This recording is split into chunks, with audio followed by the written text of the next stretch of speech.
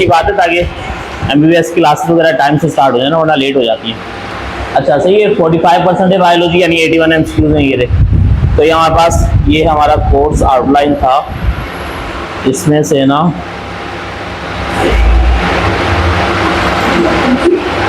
सही course outline हमने chapter ये शुरू के चैप्टर तो नहीं पढ़े अभी। सही है, सारे वो हैं cell structure and function first year के। कोऑर्डिनेशन एंड कंट्रोल की हमने किया है, कोऑर्डिनेशन एंड कंट्रोल में ये वाला। सही, कोऑर्डिनेशन कंट्रोल हमने किया, इसमें रिसेप्टर्स हमने किए थे, सबसे पहले ये वाला टॉपिक भी था, रिसेप्टर के टाइप्स वगैरह वो सारी। फिर न्यूरॉन्स, ये रहा न्यूरॉन का स्ट्रक्चर करना है, स्ट्रक्चर ऑफ टिपिकल न्यूरॉन, ये हमने किया था सारा। नर्व इम्पल्स वाला टॉपिक हमने किया था। रिफ्लेक्सेस हमने की थी, मोनोसाइनेप्टिक पॉलीसाइनेप्टिक वाला। इसके अलावा रिफ्लेक्स आर्क क्या होता है, वो जो पाथवे था उसके बारे में हमने पढ़ा था। फिर ब्रेन का टॉपिक हमने इससे पढ़ा है, मेन पार्ट्स ऑफ ब्रेन। इसके अलावा फंक्शन ऑफ ईच पार्ट, वही हर एक ब्रेन के पार्ट का फंक्शन। तो दरअसल ना नर्वस कोऑर्डिनेशन हमने तो बड़ा पढ़ा था ना, और भी चीज़ें पढ़ी होंगी कुछ एक्स्ट्रा, लेकिन बस यही था। स्पाइनल कॉर्ड वगैरह नहीं है इसके अंदर, सही स्पाइनल कॉर्ड वगैरह नहीं था ना, वो हमने नहीं पढ़ा। और इसके अलावा वो synapse, electrical synapse, chemical synapse, वो भी मतलब जनरली नहीं है, लेकिन क्योंकि नर्व इम्पल्स है ना, तो नर्व इम्पल्स के साथ साइनैप्स भी हो जाता है, तो इसलिए साइनैप्स से क्वेश्चन आ सकता है, वो भी पढ़ लेना।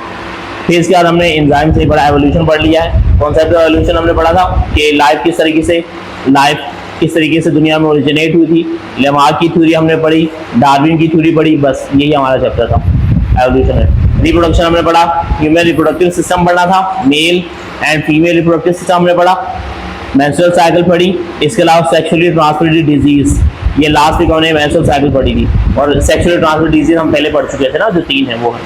फिर सपोर्ट एंड मूवमेंट हमने पढ़ लिया है, ह्यूमन स्केलेटन इस पे किया था हमने कंप्लीट, मसल, बोन, कार्टेज, इन सब के बारे में पढ़ा था। फिर इसके अलावा हमने ये सारे कैरेक्टर्स क्या होते हैं, बोन के, कार्टेज, किस भी टाइप्स क्या होती हैं। मसल्स हमने पढ़ लिए थे तीनों, smooth muscles, cardiac muscle, skeleton muscle. Skeleton muscle का स्ट्रक्चर, अल्ट्रा स्ट्रक्चर हमने पढ़ा था। फिर मसल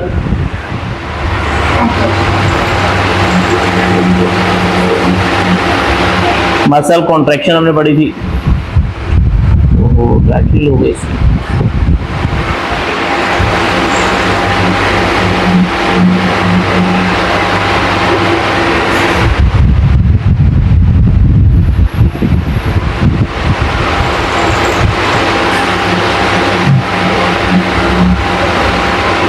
सेव भी नहीं हुआ।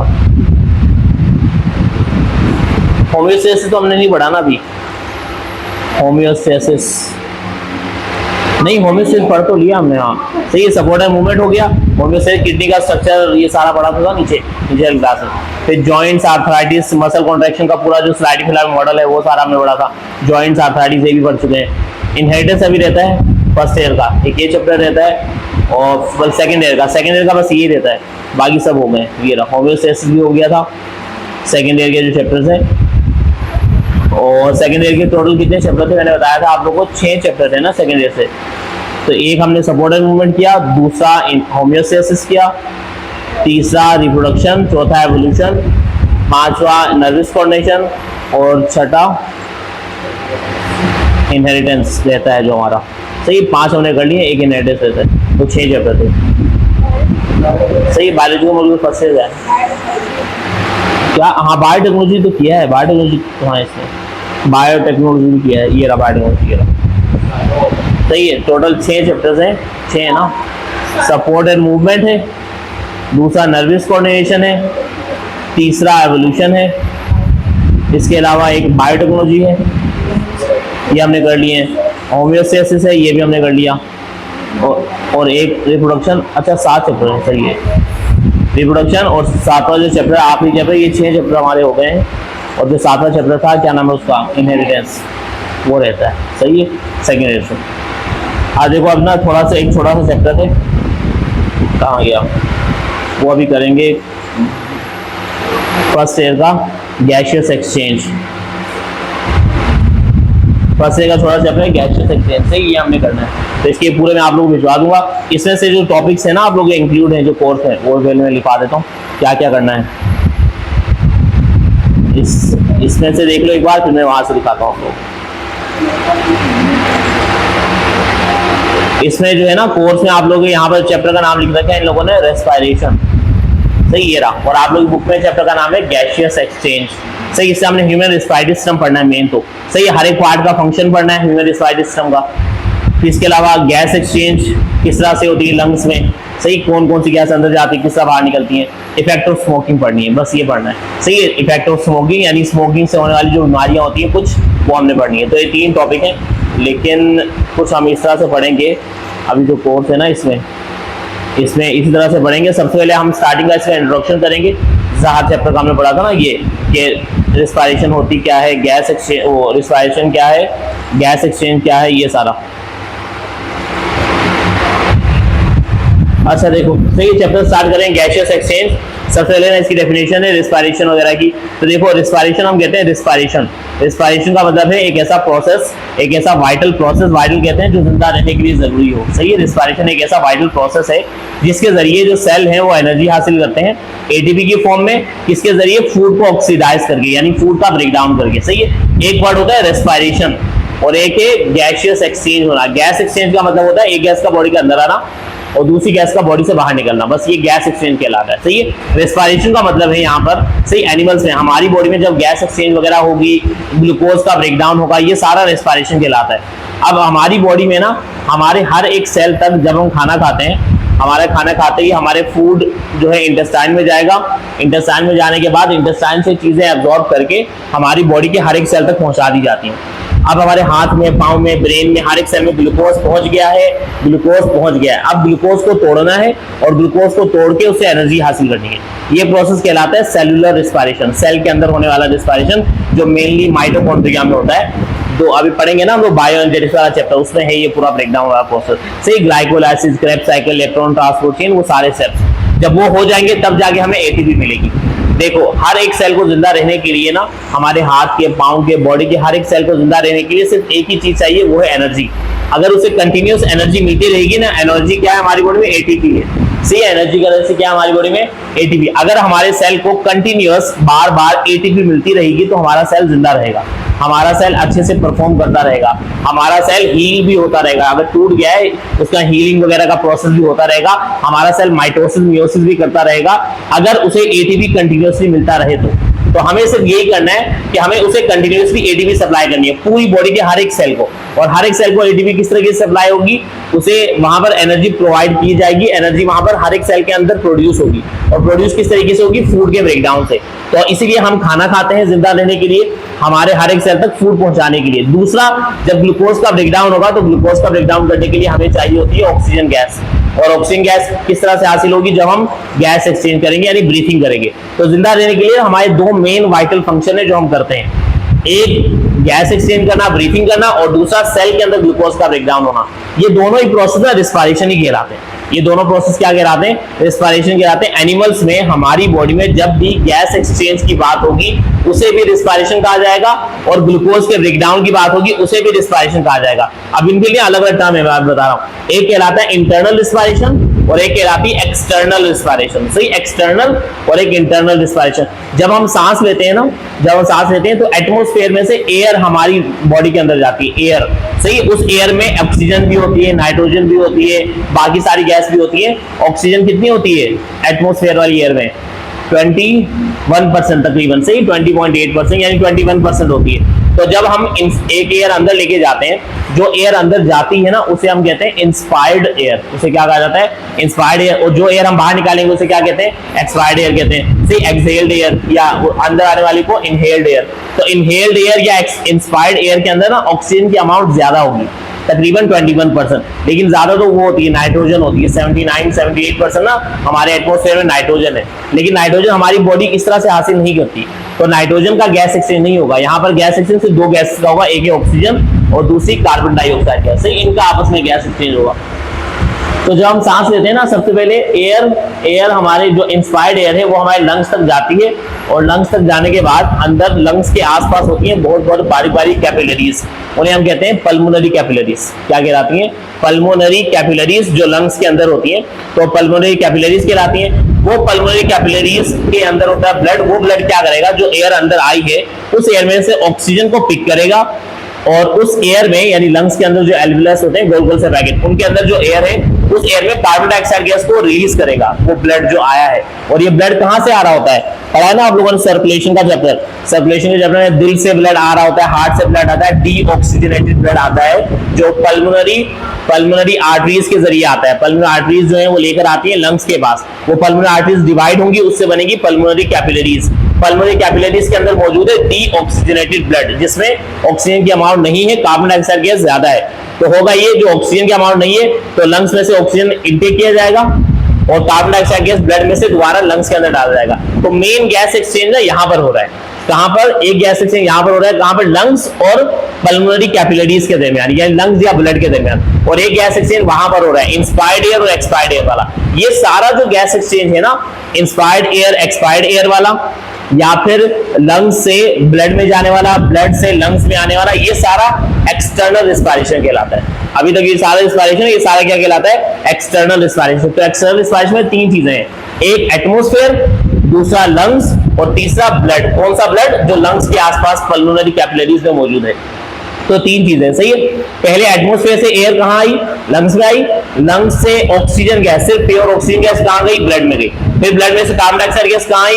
लंग्स में आई। और लंग्स से कार्बन डाइऑक्साइड गैस और दूसरी गैस भी, ऑक्सीजन भी, क्योंकि जो आती है वो सारी तो एब्जॉर्ब नहीं होती ना हमारी बॉडी में, उसमें कुछ ना कुछ रह जाती है। तकरीबन 21% आती है, उसमें से 5% हमारी बॉडी एब्जॉर्ब करती है, 16% वापस निकल जाती है, 16% वापस भी जाएगी। लेकिन कार्बन डाइऑक्साइड गैस का लेवल बढ़ जाता है। जो इंस्पायर्ड एयर अंदर आती है ना, उसका तो कार्बन डाइऑक्साइड गैस का लेवल होता है बहुत कम, 0.04% होता है। सही, पहले 0.03 था एटमॉस्फेयर में, लेकिन अब 0.04 हो गया दुनिया भर में एटमॉस्फेयर में कार्बन डाइऑक्साइड गैस के अमाउंट। तो अंदर जो एयर आती है उसमें कार्बन डाइऑक्साइड गैस होता है 0.04, लेकिन जो एयर अब बाहर निकल रही है उसमें कार्बन डाइऑक्साइड गैस का लेवल हो जाता है 4%, 4% हो जाता है, मतलब बढ़ गया है ज्यादा। तो बढ़ इसलिए गया क्योंकि ब्लड में से कहां आई है? लंग्स में आई। ये सारा जो इन तीनों के दरमियान जो भी गैस एक्सचेंज हो रही है ना, ये सारी कहलाती है एक्सटर्नल रिस्पायरेशन। ये सारी क्या कहलाती है? External respiration. सही। अब इसके बाद हमारी जो पल्मोनरी कैपिलरीज हैं, पल्मोनरी कैपिलरीज सारी आपस में कंबाइन होकर उससे बनेगी पल्मोनरी वेन। पल्मोनरी वेन कहां जाती है? हार्ट के पास फिर से दोबारा जाती है। और हार्ट क्या करता है? उस ब्लड को, जो ऑक्सीजनेटेड ब्लड है, क्योंकि ऑक्सीजन आ गई है, उसे पूरी बॉडी तक पहुंचा देगा। और हमारी पूरी बॉडी तक जब वो ब्लड जाएगा, ऑक्सीजन वाला ब्लड जाएगा, तो वो ऑक्सीजन हमारी बॉडी के सेल एब्जॉर्ब कर लेंगे, सेल एब्जॉर्ब कर लेंगे। यानी अब गैस एक्सचेंज एक यहां पर हुआ है, कहां पर? ब्लड और हमारे बॉडी के सेल्स के दरमियान। ब्लड और बॉडी के सेल्स के दरमियान जो गैस एक्सचेंज हुआ, क्या कौन सा गैस एक्सचेंज हुआ? कि हमारे सेल के अंदर चली गई ऑक्सीजन गैस, सही है। और सेल के अंदर ना कार्बन डाइऑक्साइड गैस होती है, वो कार्बन डाइऑक्साइड गैस आएगी ब्लड में। अच्छा, सेल के अंदर भी जाके ऑक्सीजन जाएगी माइटोकॉन्ड्रिया के पास, मेनली कहां जाएगी? माइटोकॉन्ड्रिया के पास, जहां पर उसका वो होगा ना एरोबिक रिस्पायरेशन होगी, ग्लूकोज का ब्रेकडाउन होगा। तो सेल के अंदर जाके, सेल में कहां जाएगी ऑक्सीजन? माइटोकॉन्ड्रिया के पास। माइटोकॉन्ड्रिया उस ऑक्सीजन को यूज करेगा, ग्लूकोज का ब्रेकडाउन करेगा और उससे एटीपी बना के दे देगा। लेकिन इस प्रोसेस को हम कहते हैं ये वाला सेलुलर रिस्पायरेशन। ये क्या कहलाता है? सेलुलर रिस्पायरेशन, जिसमें ग्लूकोज को तोड़ा जाता है। जब माइटोकॉन्ड्रिया ने सेलुलर रिस्पायरेशन की, यानी ग्लूकोज को ऑक्सीजन की मौजूदगी में तोड़ा, तो उससे एनर्जी तो बनी ही बनी जिससे सेल जिंदा रहेगा, लेकिन साथ ही साथ वहां पर कार्बन डाइऑक्साइड गैस भी बन गई, जो माइटोकॉन्ड्रिया अपने पास नहीं रखेगा, वो रिलीज कर देगा सेल में, सेल रिलीज करेगा ब्लड में। तो अब गैस एक्सचेंज ना तीन यहां पर भी हो रहा है, किसके दरमियान? ब्लड, बॉडी सेल्स और माइटोकॉन्ड्रिया। ब्लड, बॉडी सेल्स और माइटोकॉन्ड्रिया, इन तीनों के दरमियान जो गैस एक्सचेंज हो रहा है, ये सारा, ये बॉडी के सेल वाले लेवल पर हो रहा है, ये सारा कहलाता है इंटरनल रिस्पायरेशन। ये क्या कहलाता है? इंटरनल रिस्पायरेशन कहलाता है। सही। इंटरनल रिस्पायरेशन में क्या होगा? इंटरनल रिस्पायरेशन में तीन चीजें, कौन कौन सी? बॉडी के सेल्स, सही है, ब्लड, बॉडी के सेल्स और इसके अलावा माइटोकॉन्ड्रिया। ये तीन जब इन्वॉल्व होंगे तो ये क्या कहलाएगा? इंटरनल रिस्पायरेशन कहलाएगा। सही है। कौन कौन सी गैस? ब्लड में से कौन सी गैस बॉडी के सेल में गई है? Oxygen gas. और सेल के अंदर माइटोकॉन्ड्रिया के पास कौन सी गैस गई है? Oxygen gas. माइटोकॉन्ड्रिया ने कौन सी गैस रिलीज की है? Carbon dioxide gas. Carbon dioxide gas cell से रिलीज होकर कहां गई है? ब्लड में। और यही ब्लड फिर दोबारा जाएगा लंग्स तक, जाके ट्रांसपोर्ट करवाएगा। सही है। अब इस पूरे प्रोसेस में ना गैस एक्सचेंज जो हो रहा है, तीन पहले हमने पढ़े, तीन अब यहां पढ़े। जो शुरू वाले तीन थे वो क्या थे? एक्सटर्नल। और ये बाद वाले तीन क्या है? इंटरनल है। इनको हम अलग अलग नाम से पुकार सकते हैं, जैसे कि जो सबसे पहले वाला था ना, वो वाला एटमॉस्फेयर और लंग्स के दरमियान का जो गैस एक्सचेंज था, एटमॉस्फेयर और लंग्स, सही है, ब्लड की बात नहीं करें, एटमॉस्फेयर और लंग्स के दरमियान जो गैस एक्सचेंज था, यानी इंस्पायर्ड एयर का अंदर आना और एक्सपायर्ड एयर का बाहर निकलना, ये जो है इसे हम कहते हैं ब्रीथिंग। ये क्या कहलाता है? ब्रीथिंग, सांस लेना, या इसे हम कहते हैं वेंटिलेशन। ब्रीथिंग और वेंटिलेशन किसे कहते हैं? एटमॉस्फेरिक एयर का, एटमॉस्फेयर वाली एयर का लंग्स के अंदर आना, यानी एल्वियस में आना, लंग्स के अंदर सेल्स में, और लंग्स से बाहर निकलना एयर का, बस ये कहलाता है ब्रीथिंग। बाकी जो लंग्स के अंदर, लंग्स से ब्लड गया, लंग्स से ऑक्सीजन गई ब्लड में, और ब्लड से कार्बन डाइऑक्साइड गया सारे लंग्स में, ये सिंपल डिफ्यूजन के थ्रू होता है। ये क्या कहलाता है? डिफ्यूजन कहलाता है। ये क्या कहलाता है? डिफ्यूजन, मतलब इसका कोई अलग से नाम नहीं है, ये क्या कहलाएगा? डिफ्यूजन। तो एक ब्रीथिंग है, एक्सटर्नल रिस्पायरेशन के अंदर एक दो स्टेप है, एक ये पहले और दूसरे के दरमियान, और दूसरा और तीसरे के दरमियान दो स्टेप ये है। तो पहला जो स्टेप है वो कहलाता है ब्रीथिंग, और दूसरा स्टेप कहलाता है सिंपल डिफ्यूजन। अब इसी तरह जब इंटरनल रिस्पायरेशन देखोगे, इंटरनल रिस्पायरेशन जब सेल वाले लेवल पे हुई थी, तो ब्लड में से चीजें कहां गई थी? सेल के अंदर, सेल से कहां गई थी? माइटोकॉन्ड्रिया के पास। अब सेल और माइटोकॉन्ड्रिया, सेल और ब्लड के दरमियान जो गैस एक्सचेंज हुआ था ना, वो भी हुआ था सिंपल डिफ्यूजन के थ्रू। वो भी क्या हुआ था? Simple diffusion. यानी इंटरनल रिस्पायरेशन का जो पहला स्टेप है वो भी क्या कहलाता है? सिंपल डिफ्यूजन कहलाता है। एक्सटर्नल का दूसरा स्टेप क्या कहलाता है? सिंपल डिफ्यूजन कहलाता है। उसका पहला स्टेप ब्रीथिंग था, इसका जो दूसरा स्टेप है ना, जो माइटोकॉन्ड्रिया और साइटोप्लाज्म के दरमियान, जो सेल के दरमियान गैस एक्सचेंज हो रहा है, वो कहलाता है सेल्युलर रिस्पायरेशन। वो क्या कहलाता है? Cellular respiration. सही, क्योंकि सेल के अंदर ग्लूकोज का ब्रेकडाउन, या फिर उसे हम कहते हैं एरोबिक रिस्पायरेशन। वो क्या कहलाता है? Aerobic respiration. सही, ये साइड टर्म्स याद रखना। अच्छा देखो, अब यहाँ पर सारी से लिखा है, अब ये रिस्पायरेशन ना, उसकी बात करें, ग्लूकोज के ब्रेकडाउन होने लगी। तो रिस्पायरेशन एक वाइटल प्रोसेस है जिसके जरिए सेल जो है एनर्जी हासिल करेंगे, किस फॉर्म में? एटीपी के फॉर्म में। किसको? ऑक्सीडाइज करके फूड मॉलिक्यूल्स को। सही है। ह्यूमंस में ग्लूकोज जो है वो प्राइमरी फूड मॉलिक्यूल है, जिसकी रिस्पायरेशन होगी, जिसका ब्रेकडाउन होगा, जिससे एनर्जी प्रोड्यूस होगी। और नॉर्मली हमारी बॉडी में कौन सी रिस्पायरेशन हो रही होती है? Aerobic respiration. ग्लूकोज को ऑक्सीडाइज किया जाता है ऑक्सीजन की मौजूदगी में, और जिससे एनर्जी रिलीज होती है, साथ साथ वाटर रिलीज होता है, और क्या रिलीज होती है? Carbon dioxide gas. फिर ज्यादातर जो सेल्स होते हैं उनको ना कंटिन्यूअस ज्यादा अमाउंट में ऑक्सीजन की सप्लाई चाहिए होती है, ताकि वो बॉडी के फंक्शन वगैरह अच्छे से परफॉर्म कर पाए। इसीलिए हम कंटिन्यूअसली सांस लेते रहते हैं, ताकि ज्यादा से ज्यादा ऑक्सीजन पहुंच सके। ह्यूमंस होते हैं can not survive without oxygen. इंसान ऑक्सीजन के बिना बिल्कुल सर्वाइव नहीं कर पाता, बस थोड़ी बहुत कुछ मिनट्स के लिए सर्वाइव कर पाता है। वो भी जो जिन्होंने प्रैक्टिस कर रखी होती है ज्यादा वक्त सर्वाइव करेंगे। जो स्विमर वगैरह होते हैं, जो डाइविंग करते हैं तालाब वगैरह में, जो वो स्विमिंग वगैरह करते हैं ना, उनकी आदत होती है, उनको प्रैक्टिस होती है, कुछ मिनट तक वो बिना ऑक्सीजन के भी रह सकते हैं। लेकिन इंसान नॉर्मली रह नहीं पाता, सिर्फ कुछ मिनट के सिर्फ रह पाता है। तो ये सारा याद रखना। अब यहाँ पर देखो, इंटरनल और एक्सटर्नल रिस्पायरेशन के दरमियान डिफरेंस लिखा है। इंटरनल रिस्पायरेशन क्या है? जो सेलुलर लेवल पर हो रही थी, सेल वाले लेवल पर हो रही है ना, सेल के अंदर ऑक्सीजन आया, सेल के अंदर से माइटोकॉन्ड्रिया गया, सेल इन्वॉल्व था। और एक्सटर्नल रिस्पायरेशन ऑर्गेनिज्म के लेवल पे हो रही है, यानी हम एज अ ऑर्गेनिज्म एटमॉस्फेयर से कुछ ले रहे हैं और कुछ एटमॉस्फेयर में रिलीज कर रहे हैं। तो इसमें देखो, ये जो है हमारे पास इंटरनल रिस्पायरेशन, ये कैटाबॉलिक प्रोसेस है। कैटाबॉलिक कौन से होते हैं? जिसमें चीजों का ब्रेकडाउन होता है। एनाबॉलिक होते हैं जिसमें चीजें बनती हैं। फोटोसिंथेसिस होता है ना, वो एनाबॉलिक है, और रिस्पायरेशन क्या है? कैटाबॉलिक है। तो जिसमें ब्रेकडाउन होगा कॉम्प्लेक्स ऑर्गेनिक कंपाउंड का, यानी फूड का, into simpler molecules with energy release, और साथ साथ क्या रिलीज होगी? एनर्जी रिलीज होगी। सही। एक्सटर्नल रिस्पायरेशन जो हमारे पास ऑर्गेनिज्म वाले पे लेवल पर हो रही है, इसमें इनहेल किया जा रहा है ऑक्सीजन को, और एक्सहेल किया जा रहा है carbon dioxide gas rich air को। यहाँ पर ना दरअसल ये सिर्फ हम लोग जो एयर बाहर इनहेल करते हैं, सिर्फ हम ऑक्सीजन इनहेल नहीं करते, लेकिन हम ऐसी एयर इनहेल करते हैं जिसमें ऑक्सीजन ज्यादा होती है, और हम ऐसी एयर एक्सहेल करते हैं जिसमें कार्बन डाइऑक्साइड गैस ज्यादा होती है। अच्छा, इसके the two process are inter, ये दोनों प्रोसेस आपस में इंटरलिंक्ड है, मतलब दोनों साथ साथ किए जाते हैं। यानी इंटरनल रिस्पायरेशन भी हो रही है अंदर बॉडी के सेल वाले लेवल पे, और बाहर हम एक्सटर्नल रिस्पायरेशन भी कर रहे हैं। तो ये दोनों साथ साथ हो रहे होते हैं। ऑक्सीजन इनहेल की जाती है एक्सटर्नल रिस्पायरेशन के थ्रू, और फिर उसके बाद उसको इस्तेमाल किया जाएगा सेलुलर रिस्पायरेशन में जाके माइटोकॉन्ड्रिया के जरिए। कार्बन डाइऑक्साइड गैस जो प्रोड्यूस होती है सेलुलर रिस्पायरेशन से, वो एक्सहेल की जाएगी, बॉडी से बाहर निकाली जाएगी। सेल उसे अपने पास नहीं रखेगा, सेल ब्लड को दे देगा, ब्लड अपने पास नहीं रखेगा, ब्लड लेके जाएगा लंग्स को दे देगा, लंग्स अपने पास नहीं रखेंगे, लंग्स उसको बाहर निकाल देंगे। तो ये किसके जरिए बाहर निकलेगा? एक्सटर्नल रिस्पायरेशन के थ्रू बाहर निकलेगा। सही है। तो ये सारा दोनों डिफरेंस याद रखना। अब वेंटिलेशन और गैस एक्सचेंज के बारे में लिखा हुआ है। वेंटिलेशन जो होती है, नॉर्मली हम ना मूवमेंट ऑफ एयर को कहते हैं, from atmosphere to the lungs and back out. सही, यानी ब्रीथिंग को, तो बाहर से एयर का लंग्स के अंदर आना और लंग्स से बाहर निकलना, ये क्या कहलाता है? वेंटिलेशन कहलाता है। सही। Main function of the lungs, lungs के मेन फंक्शन यही है कि गैस एक्सचेंज को मैनेज करना between the body circulatory system. हमारा जो सर्कुलेटरी सिस्टम है, क्योंकि जो पल्मोनरी कैपिलरीज है ना, वो सर्कुलेटरी सिस्टम का पार्ट है। सही है। पल्मोनरी कैपिलरी जो है, ब्लड वाला जो सर्कुलेटरी सिस्टम का पार्ट है, उसके और एक्सटर्नल इन्वायरमेंट के दरमियान में गैस एक्सचेंज करवाना, क्योंकि बाहर से एयर अंदर आई थी। अब लंग्स की ये प्रॉपर्टी है, लंग्स के एल्वियस की ये प्रॉपर्टी है कि वो ऑक्सीजन को यहां से निकलवा के कहां डालेंगे? ब्लड में डालेंगे, और ब्लड में से कार्बन डाइऑक्साइड गैस को निकाल के कहां डालेंगे?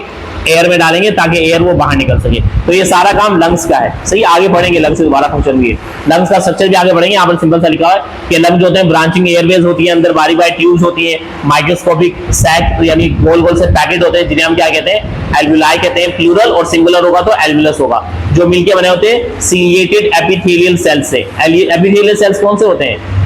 एपिथेलियल सेल्स ना वो होते हैं चिपटे से होते हैं, सही पतले पतले से होते हैं, वो एपिथेलियल सेल्स कहलाते हैं, एपिथेलियम बनाते हैं। तो epithelial squamous ciliated epithelium cells, या ना आगे लिखा हुआ दोबारा से पढ़ेंगे, यानी पतले से सेल होते हैं। पिछले साल ये आया था कि जो एल्वुलाई है, एल्वुलाई के सेल्स कौन से होते हैं, तो एपिथेलियल सेल्स होते हैं, सही, इससे मिलके बने होते हैं। गैस एक्सचेंज जो होती है, gas exchange occurs between alveolar air, alveolus के अंदर जो एयर है उसके और ब्लड के दरमियान सारी गैस एक्सचेंज होती है।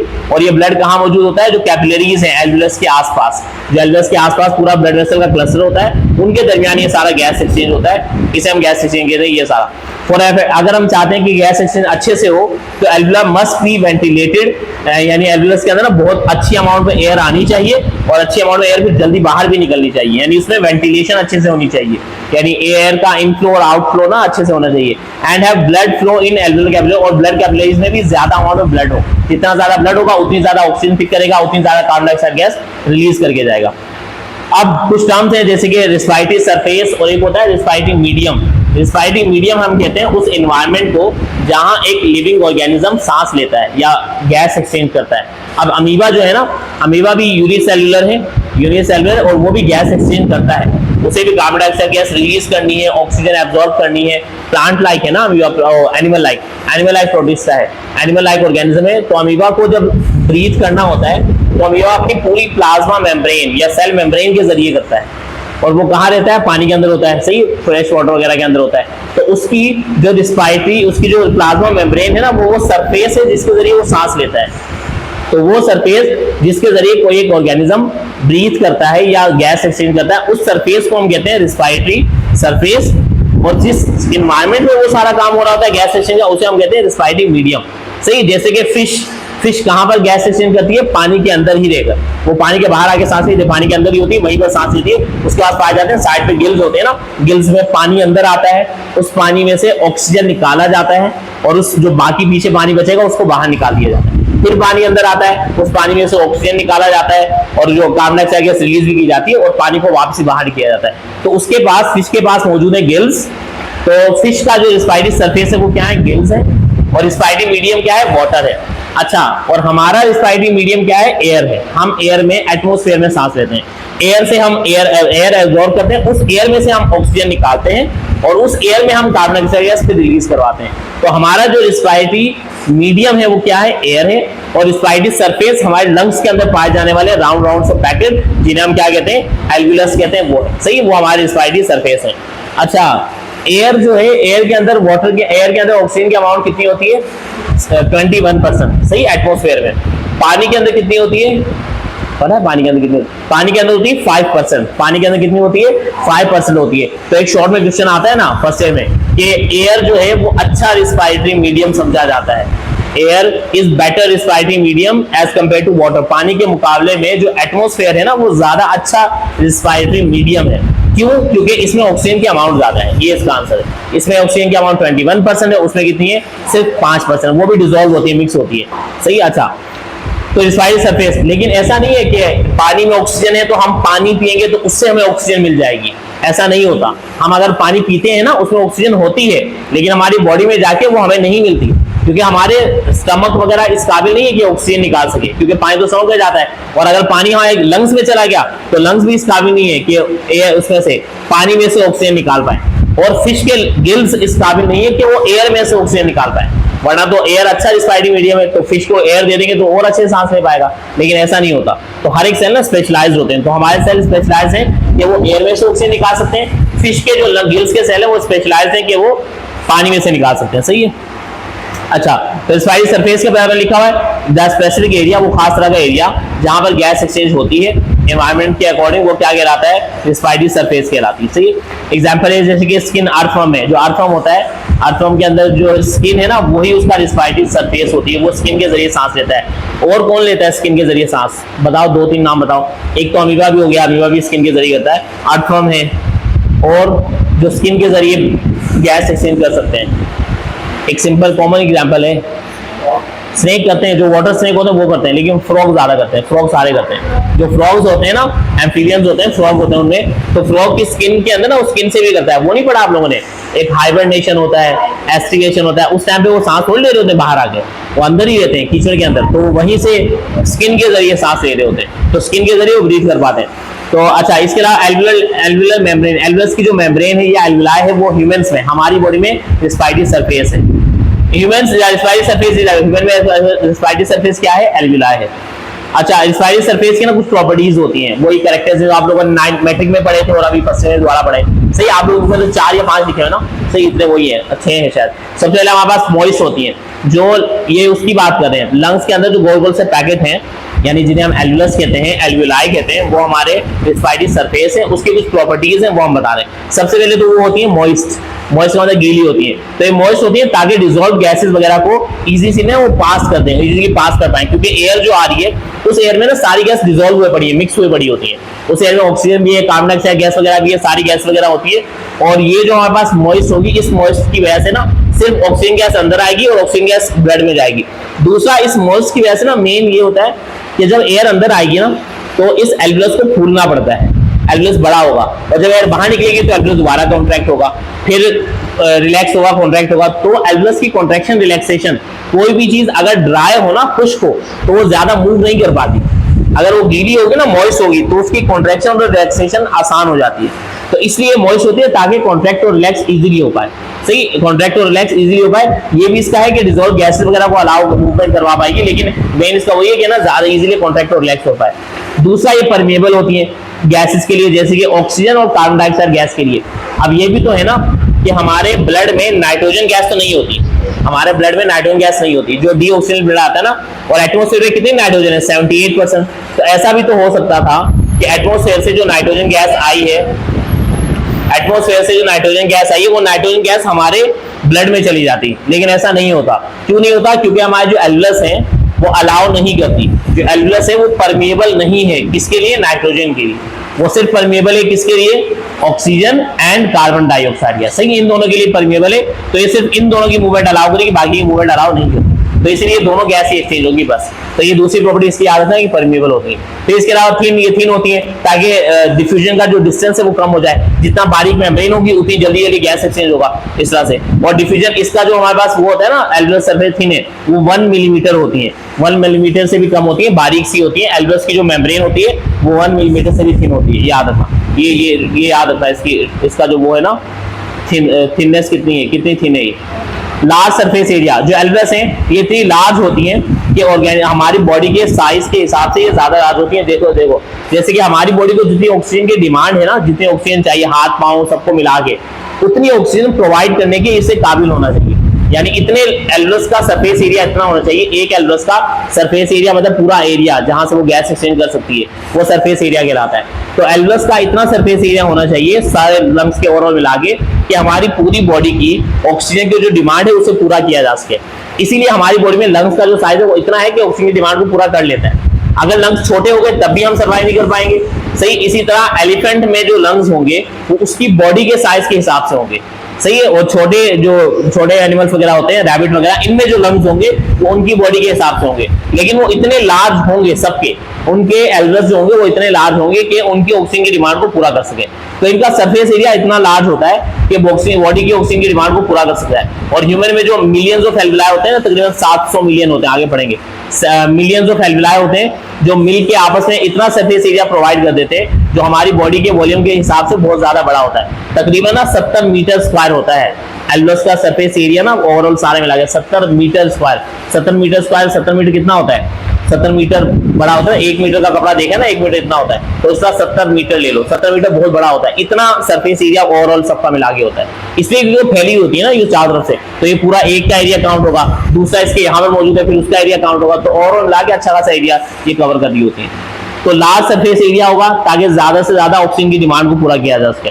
इसके अलावा ब्लड सप्लाई अच्छा होगा, यानी सफिशिएंट सिग्निफिकेंट ब्लड सप्लाई होगा ताकि ज्यादा से ज्यादा ऑक्सीजन को पिक किया जा सके। तो हाईली कंसंट्रेटेड ऑक्सीजनेटेड ब्लड, जो ब्लड इसके पास आ रहा होगा, सही है, वो डीऑक्सीजनेटेड ब्लड होगा, उसको ना ज्यादा से ऑक्सीजन वगैरह उसमें पिक करने के काबिल होगा।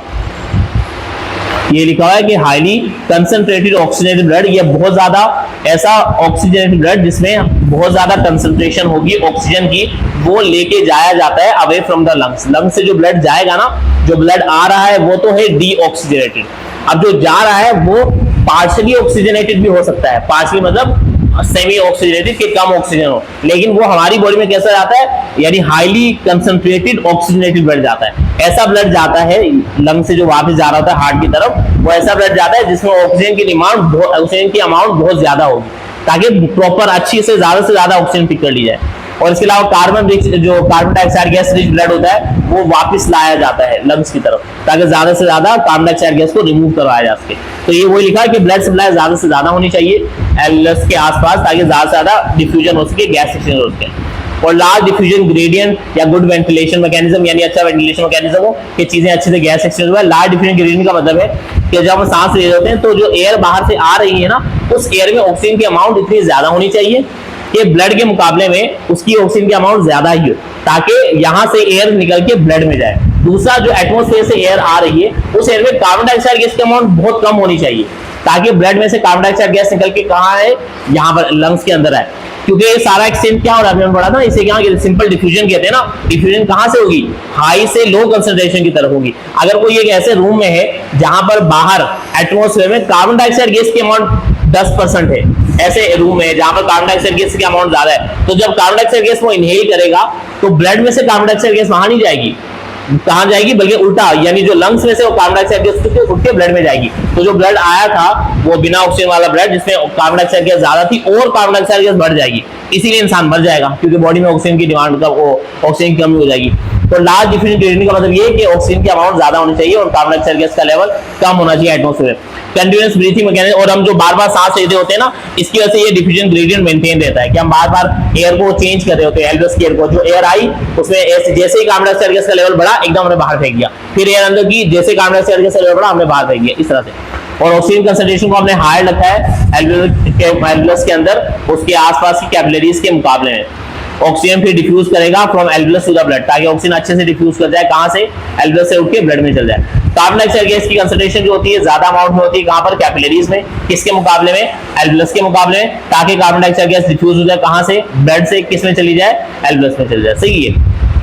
अच्छा, यहाँ पर सारी इसकी वो है, ये इसकी डायग्राम देखो, ये सही। तो हमारे पास ये वो बनी हुई है, एल्वेलस है, ये एल्वेलस के आसपास ब्लड वेसल्स हैं, तो एक कैपिलरीज हैं। ये जो ब्लड वेसल है, ये जो ब्लड लेकर आ रही है, कौन सा ब्लड है, डीऑक्सीजनेटेड ब्लड, और ये कौन सा ब्लड है, ऑक्सीजनेटेड ब्लड। ये कौन सी पल्मोनरी कैपिलरीज हैं, वैसे तो ये आ रही है हार्ट से। कहां से आ रही है, हार्ट की तरफ से। और हार्ट की तरफ से जो ब्लड वेसल आती है उन्हें क्या कहते हैं, पल्मोनरी आर्टरीज। पल्मोनरी आर्टरीज, वैसे तो सारी आर्टरीज पढ़ा है ना आप लोगों ने, रेड कलर की होती हैं, लेकिन पल्मोनरी आर्टरी कैसी होती है, ब्लू होती है, क्योंकि उसमें डीऑक्सीजनेटेड ब्लड होता है। तो पल्मोनरी आर्टरीज यहाँ आएंगी, पल्मोनरी कैपिलरीज में डिवाइड होंगी और ये एल्वेलस के पास पहुंचेंगी।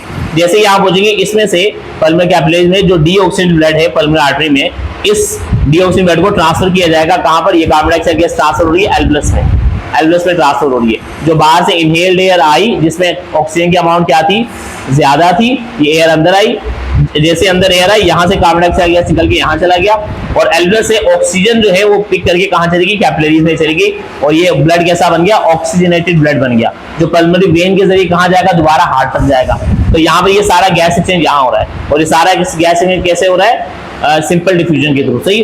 और ये जो एयर बाहर निकलेगी इसे हम क्या कहते हैं, एक्सहेल्ड एयर कहते हैं या एक्सपायर्ड एयर कहते हैं, जिसमें किस चीज की अमाउंट ज्यादा हो गई है, कार्बन डाइऑक्साइड गैस की। सही है। ये एल्वेलस का ना एयर सैक है, एल्वेलस का पूरा एयर का पैकेट है ये पूरा। सही है। ये एल्वेलस की वॉल है, ये वन सेल लेयर की होती है, एपिथेलियल सेल से मिलकर बनी होती है। सही, ये वाली लेयर एपिथेलियल सेल से मिलकर बनी होती है। आगे हम इसका स्ट्रक्चर पढ़ेंगे, आगे लिखा हुआ पूरा। तो ये सारा इसकी वो याद रखना। यहाँ पर वो लिखा है समरी डायग्राम में कि एयर जो है एयर को इनहेल किया जाता है, एक्सहेल किया जाता है। एल्वेलस होती है, थिन होती है, मॉइस्ट वॉल होती है, उनकी कैपिलरीज सराउंड करती है किसको, एल्वेलस को।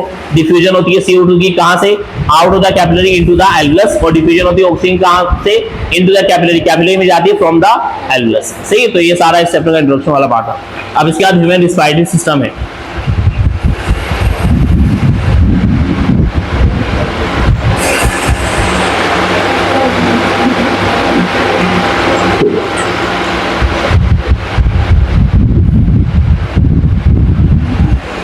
अब देखो ह्यूमन रेस्पिरेटरी सिस्टम जो है ना हमारे पास, इसको हमने ना दो पार्ट में डिवाइड किया हुआ है। यहाँ देखो, एक कहलाता है अपर रिस्पायरेटरी ट्रैक्ट और दूसरा कहलाता है lower respiratory tract. Upper respiratory tract and lower respiratory tract.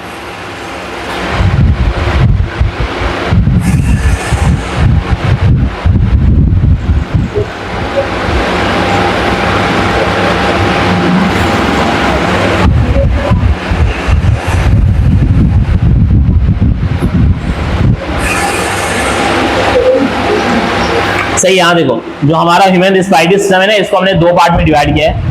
एक अपर रिस्पायरेटरी ट्रैक्ट कहलाता है, ऊपर का रिस्पायरेटरी ट्रैक्ट, और एक लोअर रिस्पायरेटरी ट्रैक्ट। जो अपर रिस्पायरेटरी ट्रैक्ट है इसमें तीन पार्ट है, एक नोज के अंदर वाली कैविटी नेजल कैविटी, और तीसरा फेरिंग्स। ये तीन पार्ट जो है ना अपर रिस्पायरेटरी ट्रैक्ट का पार्ट है। सही, अगर किसी बुक में देखो ना, किसी बुक में देखोगे फेडरल या किसी की बुक में ना, ये लैरिंग्स भी इसमें इंक्लूड कर रखा होगा या फिर फेरिंग्स को नीचे ला रखा होगा, तो वो नहीं करना आप लोग। बुक के हिसाब से तीन ही है, ये तीन जो है अपर रिस्पायरेटरी ट्रैक्ट के पार्ट है, नोज, नेजल कैविटी और फेरिंग्स। फिर इसके बाद लैरिंग्स, ट्रेकिया, ब्रोंकाई, ब्रोंक्यूल्स और इसके बाद एल्वुलस, ये सारे जो पार्ट है वो सारे क्या है हमारे लोअर रिस्पायरेटरी ट्रैक्ट है। ये अपर रिस्पायरेटरी ट्रैक्ट है ऊपर के, और ये सारे क्या होंगे लोअर रिस्पायरेटरी ट्रैक्ट होंगे। सही, लोअर रिस्पायरेटरी ट्रैक्ट होंगे। अब देखो इसके ना पहले सारे सेगमेंट देख लो। सबसे पहले ना ये यहाँ डायग्राम देखो, सबसे पहले हमारे पास है कि ये नोज। सही, नोज जो है ना, ये नोज ओनली एक्सटर्नल पार्ट है हमारे रिस्पायरेटरी सिस्टम का, क्योंकि बाकी सारे रिस्पायरेटरी सिस्टम के पार्ट इंटरनल है, बॉडी के अंदर नजर नहीं आते। सिर्फ नोज जो है वो ओनली एक्सटर्नल पार्ट है। नोज के ना यहाँ पर दो ओपनिंग्स होती हैं, आउटर दो ओपनिंग्स, जिन्हें हम कहते हैं एक्सटर्नल नॉस्ट्रिल्स। उन्हें क्या कहते हैं? एक्सटर्नल नॉस्ट्रिल्स या एक्सटर्नल नेरीज। सही, एक्सटर्नल नॉस्ट्रिल्स होते हैं दो। यहाँ से एयर ट्रेवल करके जाती है अंदर। अंदर की जो जगह होती है, अंदर की जगह, ये वाली जगह, ये कहलाती है नेजल कैविटी। ये क्या कहलाती है? Nasal cavity. सही है, नेजल कैविटी में ना बारीक बारीक हेयर्स होते हैं।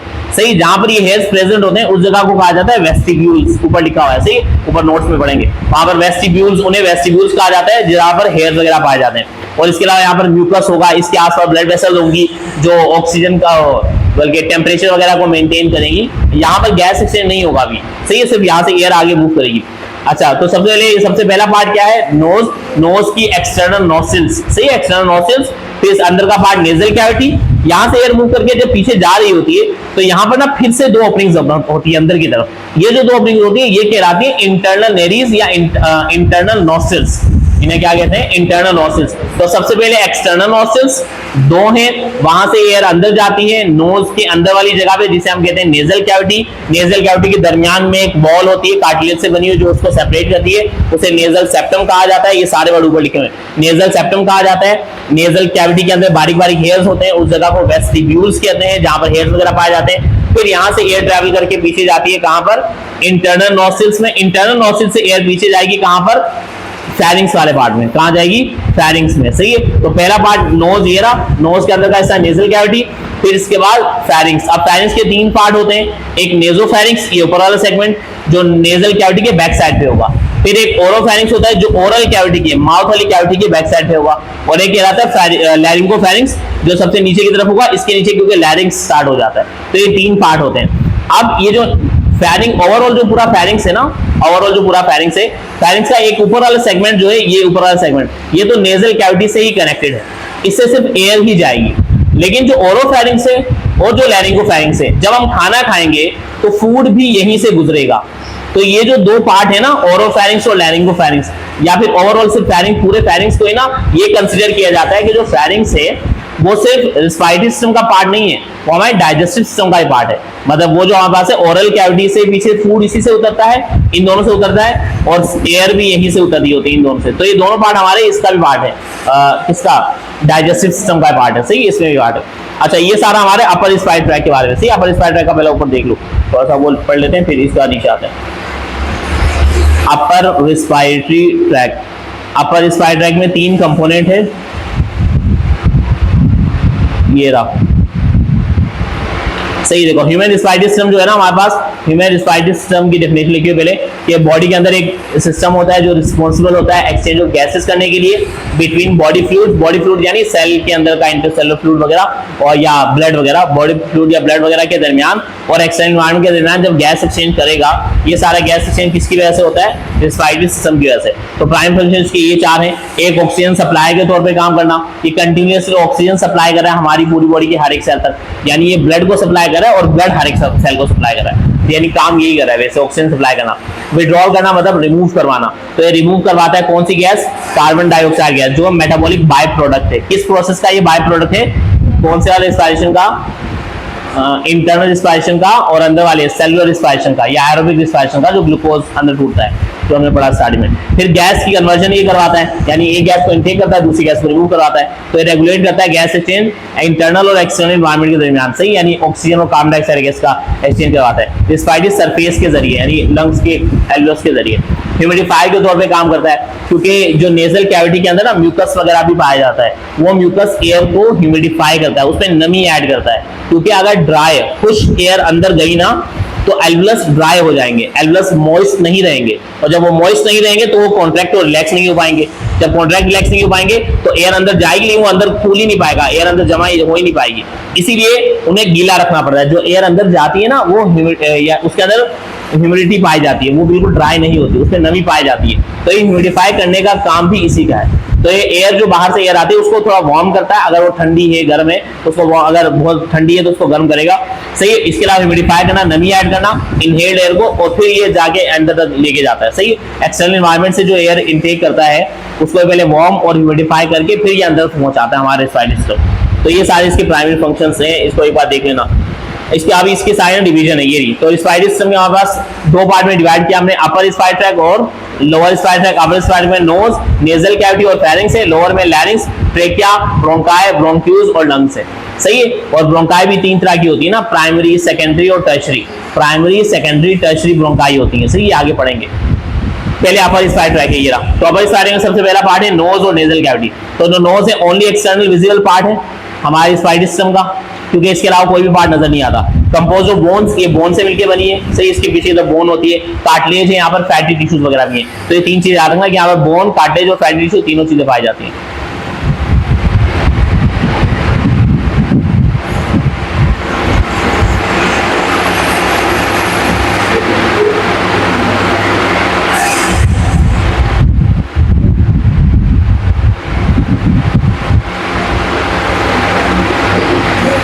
अच्छा, इसके बाद हमारे पास एक्सटर्नल ओपनिंग्स जो है इसकी, नोज की जो एक्सटर्नल ओपनिंग होती है उसे क्या कहते हैं, एक्सटर्नल नोस्ट्रिल्स या एक्सटर्नल नेरिस कहते हैं, सही, जो दो हैं। फिर नेजल कैविटी स्टार्ट हो जाती है अंदर की जगह, जो दो इनर होलो स्पेसेस हैं, खाली खोखली सी जगह है जो सेपरेटेड है एक मिड लाइन कार्टिलेज से, जिसे हम नेजल सेप्टम कहते हैं, सही है, जो हमारी नेजल बोन का पार्ट है। पीछे बोन होती है, आगे कार्टिलेज होता है। वेस्टिब्यूल्स, इंटीरियर पार्ट जो है नेजल कैविटी का, जो नोस्ट्रिल्स के अंदर की तरफ पाया जाता है, जहां पर क्या पाए जाते हैं, हेयर्स, उस जगह को क्या कहते हैं, वेस्टिब्यूल्स कहते हैं, सही है। इसके अलावा जो लाइनिंग है यानी अंदर की जो पूरी मेम्ब्रेन वगैरह अंदर, वो सीलिएटेड म्यूकस मेम्ब्रेन होती है। म्यूकस वगैरह लगा होता है, उसमें बारीक बारीक सीलिया होते हैं, हेयर लाइक प्रोजेक्शंस होती है, ताकि जो जर्म्स हैं, डस्ट पार्टिकल्स हैं, उनको कैप्चर किया जा सके, सही। मेम्ब्रेन की लाइन में पाए जाते हैं, नोस्ट्रिल्स में पाए जाते हैं यानी इंटरनल एक्सटर्नल में, और नेजल कैविटी के अंदर भी पाए जाते हैं। तो ये सारी लाइन में क्या पाया जाता है, सीलिएटेड म्यूकस मेम्ब्रेन पाई जाती है। ये डिफेंस और कंडीशनिंग फंक्शन प्रोवाइड करते हैं, मतलब उसको एयर को गर्म करना, कूल करना, और गर्म करना, ठंडा करना, और इसके अलावा उसको ह्यूमिडिफाई करना, उसमें जर्म्स वगैरह को मारना, ये सारा इसका काम होता है। तो हेयर, म्यूकस और सीलिया वगैरह जो है ये डस्ट पार्टिकल्स को ट्रैप करते हैं, माइक्रो ऑर्गेनिज्म को ट्रैप करते हैं, और दूसरे जो फॉरेन पार्टिकल्स वगैरह हैं, बाहर से कोई बैक्टीरिया वगैरह कुछ भी आ सकता है, उन सब वगैरह को डिस्ट्रॉय करना, जो डीकॉन्टेमिनेट करते हैं, ये एयर को ना डीकॉन्टेमिनेट करते हैं। एक वर्ड होता है कॉन्टेमिनेट। कॉन्टेमिनेट का मतलब क्या होता है, कॉन्टेमिनेटेड वाटर होता है ना। कॉन्टेमिनेटेड वाटर किसे कहते हैं, गंदे पानी को कहते हैं, सही। जो गंदा पानी होता है कॉन्टेमिनेट, जिसमें बैक्टीरिया वायरस वगैरह पाया जाता है, तो ये डीकॉन्टेमिनेट द एयर, ये एयर को डीकॉन्टेमिनेट करते हैं, एयर को साफ कर देते हैं, सही है। तो बाहर का पानी होता है ना, जो बाहर मिल रहा होता है नॉर्मली, बॉटल वाला नहीं, वैसे ही, तो लोकल पानी उसमें वो कॉन्टेमिनेटेड होता है, इसीलिए वो पीने के बाद बीमारी वगैरह ज्यादा हो जाती है। म्यूकस से जो मॉइस्ट करेगा एयर को, उसमें नमी ऐड करेगा। सीलिया वगैरह, ट्रैप पार्टिकल्स वगैरह, जो वो पार्टिकल्स वगैरह होते हैं, जो जर्म्स वगैरह हैं, उनको रिमूव वगैरह करवाएगा, आगे फेरिंक्स तक लेके जाएगा, वहां पर ब्लड वेसल वगैरह उसको रिमूव करवा देती है। ब्लड कैपिलरीज पाई जाती हैं म्यूकस मेम्ब्रेन के अंदर की तरफ, यानी अंदर की तरफ होती हैं, जो टेम्परेचर को इतना मेंटेन करती हैं तकरीबन। तो तकरीबन 30 डिग्री सेंटीग्रेड तक टेम्परेचर को लेके जाया जाता है।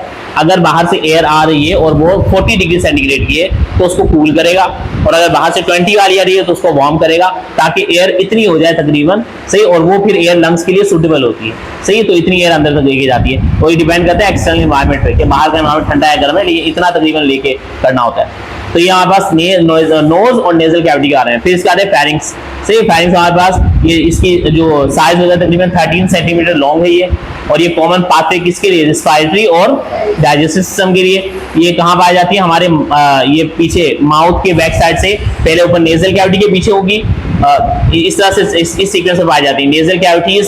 उसके बाद क्या आता है, इंटरनल नेरीज आती हैं, इंटरनल नोस्ट्रिल्स आती हैं, उसके बाद क्या आता है, फेरिंग्स आता है। तो ये इसका पूरा पाथवे होता है, और ये माउथ के पीछे से जा रही होती है, ये बता रहे हैं कि ओरल कैविटी के बैक साइड से पीछे से जा रही होती है फेरिंग्स। इसके 3 सेक्शन होते हैं, जो हमारे पास 3 कन्वेक्शनल डिवीजन है, मतलब मेन 3 पार्ट में डिवाइड किया जाता है। एक नेजोफेरिंक्स जो अपर पोर्शन है, एक मिडिल पोर्शन है ओरोफेरिंक्स, और एक इसका लोअर पोर्शन है जो क्या कहलाता है, लैरिंगोफेरिंक्स, जो जाके कहाँ जाएगा, लैरिंग्स में जाकर ओपन होगा, सही है। इसका काम एयर फ्लो करवाना होता है, इससे सिर्फ एयर गुजर रही होती है, तो एयर फेरिंग्स में एंटर करती है नेजल कैविटी से, सही। या फिर अगर माउथ से, अगर नेजल पैसेज जो है वो ब्लॉक हो गया है, नाक अगर बंद कर लोगे तो सांस फिर भी लोगे ना, तो सांस कहाँ से लेंगे हम, माउथ से लेंगे, ओरल कैविटी से लेंगे। तो फिर ये मूव करती है कहाँ तक, नेजोफेरिंक्स में जाएगी, नेजोफेरिंक्स से कहाँ जाएगी, लैरिंगोफेरिंक्स में जाएगी, फिर कहाँ चली जाएगी, यहाँ, सही, लैरिंग्स में चली जाएगी। तो ये पूरा पाथवे, ये एयर फ्लो प्रोवाइड करना है। तो जो वो थी ना नेजल कैविटी थी, नेजल कैविटी का काम था एयर को फिल्टर और ट्रैप वगैरह करना और जम्स वगैरह को, बाकी ये जो है सारे पाथवे है, आगे तक अब सारा पाथवे ही होगा। तो ये सारा हमारा अपर रिस्पायरेटरी ट्रैक कहलाता है, सही, अपर रिस्पायरेटरी ट्रैक। अब जो लोअर रिस्पायरेटरी ट्रैक है ना हमारे पास, वो लैरिंग्स से स्टार्ट होगा, लैरिंग्स से हमारा लोअर रिस्पायरेटरी ट्रैक स्टार्ट है। रुक जाओ आप लोग 5 मिनट, ये सारा रिवाइज कर लो, 10 मिनट ब्रेक ले लो, 10 मिनट तक ये सारा पढ़ लो, बुक वगैरह लेके आया है, इसको सारे लिख लो। कुछ क्वेश्चन कर लेते हैं, मैं क्वेश्चन पूछता हूँ उसका आंसर देना, रुको तो चार्ज भी लगा देते, जब तक ये चार्ज हो जाएगा।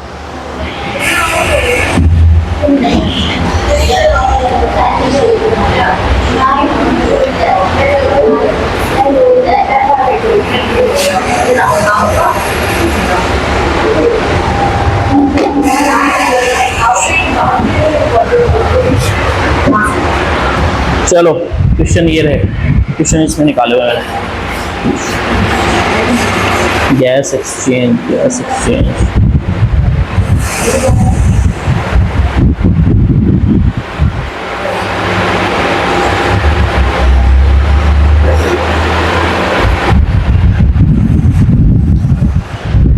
क्या करेगी ये,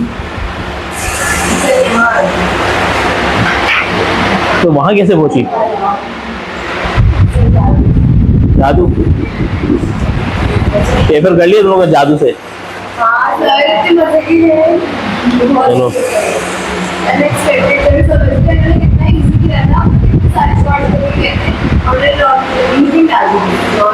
हाँ, नॉन, चलो शुक्र है आसान डाले ना, मुश्किल नहीं डाले, वो जो डाले थे वो भी बहुत आसान थे। अच्छा चलो बच्चों ये आंसर दो, चलो देखो 10 मिनट यहाँ सुनो। एक्सटर्नल नोस्ट्रिल्स जो होते हैं लड़कियों, यहाँ सुनो, external respiration occurs, external respiration कहाँ पर होती है, in mitochondria, in the lungs. External respiration कहाँ पर होती है, माइटोकॉन्ड्रिया में, लंग्स में, लंग्स में होती है, सही। लंग्स तक जो रिस्पायरेशन का प्रोसेस है ना वो सारा एक्सटर्नल कहलाता है। आई, अच्छा नंबर 2 देखो, आई नहीं ना, तुम आई नहीं इतनी देर तक, 40 मिनट लेट इसलिए तो आई हो, वो सारा इनको पढ़ाया था मैंने। एक्सटर्नल रिस्पायरेशन किसे कहते हैं, ये बताएगी साथ वाली, कोई भी बता देगी, बताओ कौन बताएगा। एक्सटर्नल रिस्पायरेशन 3 चीजों के दरमियान हमने पढ़ा ना, एक्सचेंज होता है। देखो एटमॉस्फेयर यानी एटमॉस्फेयर, दूसरा लंग्स, और तीसरा लंग्स के अंदर पाई जाने वाली जो पल्मोनरी कैपिलरीज होती हैं। इन तीनों के दरमियान जब भी कोई भी चीज एक्सचेंज होगी ना, एयर हो या कार्बन डाइऑक्साइड गैस, ऑक्सीजन हो, ये सारा एक्सटर्नल कहलाता है।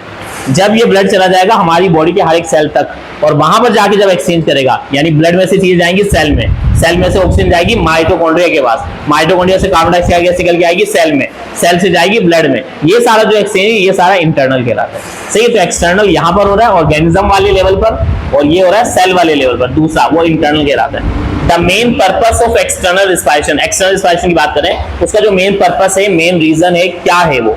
Exchange of gases between lungs and blood, lungs और ब्लड के दरमियान गैस एक्सचेंज हो जाना, या फिर exchange of gases between blood and body tissues, blood और बॉडी टिश्यूज के दरमियान है, पहला वाला सही है। सही है, तो लंग्स और ब्लड के दरमियान गैस एक्सचेंज हो जाना, ये एक्सटर्नल रिस्पायरेशन का मेन पर्पस था। ब्लड और बॉडी टिश्यू के दरमियान एक्सचेंज होना, ये मेन पर्पस है इंटरनल वाले का। अच्छा, ड्यूरिंग एक्सटर्नल रिस्पायरेशन, जब एक्सटर्नल रिस्पायरेशन होती है, ऑक्सीजन मूव्स, ऑक्सीजन कहां से कहां जाती है? ऑक्सीजन एल्विलाई टू ब्लड और blood to alveoli. External respiration में जो ऑक्सीजन है वो कहां जाएगी? एल्वियस से मूव करके कहां जाएगी? ब्लड में जाएगी। ऑक्सीजन एल्वियस से कहां जाएगी? ब्लड में जाएगी। Carbon dioxide gas diffuse from, carbon dioxide gas कहां से कहां जाएगी? ब्लड से एल्विलाई में, blood to alveoli. Which membrane facilitates gas exchange during external respiration? कौन सी मेम्ब्रेन है जिसके जरिए गैस एक्सचेंज हो रहा होता है? एल्वुलर कैपिलरी मेम्ब्रेन, एल्वुलस की मेम्ब्रेन और ब्लड कैपिलरी की जो मेम्ब्रेन होगी उसके जरिए सारा गैस एक्सचेंज हो रहा है। Alveoli are suited for gas exchange due to, alveolus इतनी आसानी से गैस एक्सचेंज कर रहे हैं क्यों? उनकी थिकनेस की वजह से, स्मॉल सरफेस एरिया की वजह से, उनका मॉइस्ट इनर सरफेस की वजह से। सही, मॉइस्ट इनर सरफेस की वजह से। External respiration involves the diffusion of gases, external respiration में कौन ये गैस का डिफ्यूजन हो रहा होता है? किस तरह हो रहा होता है? अगेंस्ट द कंसंट्रेशन ग्रेडियंट या along the concentration gradient? Along the concentration gradient या अगेंस्ट द कंसंट्रेशन ग्रेडियंट? देखो, अगेंस्ट कंसंट्रेशन ग्रेडियंट का मतलब होता है, अलोंग द कंसंट्रेशन ग्रेडियंट का मतलब होता है हाई से चीजों का लो में जाना, और अगेंस्ट का मतलब होता है लो से हाई में जाना। तो अलोंग की होती है। सही, हमारी अलोंग की हो रही है, मतलब वो पैसिव प्रोसेस हो रहा है, ये सारा डिफ्यूजन हो रही है। डिफ्यूजन इसी तरह होती है, अलोंग होती है। कौन सी होती है वो बताओ, इसकी एग्जांपल दो ना, इसकी अगेंस्ट द कंसंट्रेशन ग्रेडियंट की। फ्रिज से गैस निकलती है, तो ये क्या है? हाँ, लो टेम्परेचर से हाई टेम्परेचर की तरफ आ रहा है। चलो ले लो, वैसे तो ऐसा नहीं होगा, हीट यहाँ से वहां जा रही होती है, हीट ही मूव करती है, वो लो टेम्परेचर थोड़ी मूव करता है। दरअसल जब हम फ्रिज खोलते हैं ना, फ्रिज की कूलिंग बाहर नहीं आ रही, बाहर का जो गर्मी है ना वो अंदर जा रही है, जिसकी वजह से बाहर कूल हो गया। जैसा कि ये एसी है ना, एसी ये एयर को बाहर से इनहेल कर रहा होता है, तो यानी एब्जॉर्ब कर रहा होता है। हाँ, तो वो भी इसी तरह करता है। हाँ, धुआं निकलता है, वो ठंडा ही होता है। चलो अच्छा छोड़ो। Which blood vessel surround the alveoli, alveoli के आसपास कौन सी ब्लड वेसल होती हैं? आर्टरीज होती हैं, वेन्स होती हैं, कैपिलरीज होती हैं। Haemoglobin is external, haemoglobin in external respiration help in, haemoglobin external respiration में क्या काम कर रहा होगा? ऑक्सीजन की ट्रांसपोर्ट करवा रहा होता है। सही, अभी पढ़ेंगे आगे है। External respiration occurs in which organ, external respiration कहाँ होती है? लंग्स में होती है। Partial pressure of oxygen alveoli, alveoli में और जो ऑक्सीजन का पार्शियल प्रेशर होगा, यानी प्रेशर होगा, वो कितना होगा? इक्वल टू ब्लड होगा या ग्रेटर देन ब्लड होगा? ग्रेटर देन ब्लड होगा, इसीलिए तो ब्लड में मूव कर रही है। Diffusion of gases depends upon, gas की जो डिफ्यूजन है किस चीज पर डिपेंड करती है? डीएनए सीक्वेंस पर, एंजाइम एक्शन पर, प्रेशर ग्रेडियंट पर। Alveoli are highly efficient due to, alveoli इतने हाईली एफिशिएंट है किस वजह से? Thin walls and rich capillary network. सही, इसकी वजह से थिन वॉल्स भी हैं और रिच कैपिलरी नेटवर्क है, बहुत सारी कैपिलरीज वगैरह पाई जाती हैं। इसके अलावा exchange of gases in lungs occurs by, जो एक्सचेंज ऑफ गैसेस लंग्स में हो रही है वो किसके जरिए हो रही है? फिल्ट्रेशन, डिफ्यूजन, ऑस्मोसिस, डिफ्यूजन के जरिए हो रही है। Which gas diffuses from blood into the alveoli during external respiration? Carbon dioxide gas. Internal respiration is, internal respiration क्या है? किसके दरमियान एक्सचेंज है? बिटवीन लंग्स एंड ब्लड या blood and body cells? Blood and body cells के दरमियान internal respiration. Oxygen moves from, oxygen कहां से कहां होती है? अब इसकी बात करें। सही, टिश्यू टू ब्लड या blood to tissues? Oxygen, oxygen tissue में कहाँ से आ गई? ऑक्सीजन कहाँ से ब्लड टू टिश्यू में करती है। अच्छा, ये सारे अब इंटरनल के हैं ना, ऊपर वाले एक्सटर्नल के हो गए। अच्छा, क्या नहीं किया इसमें मेंशन नहीं किया।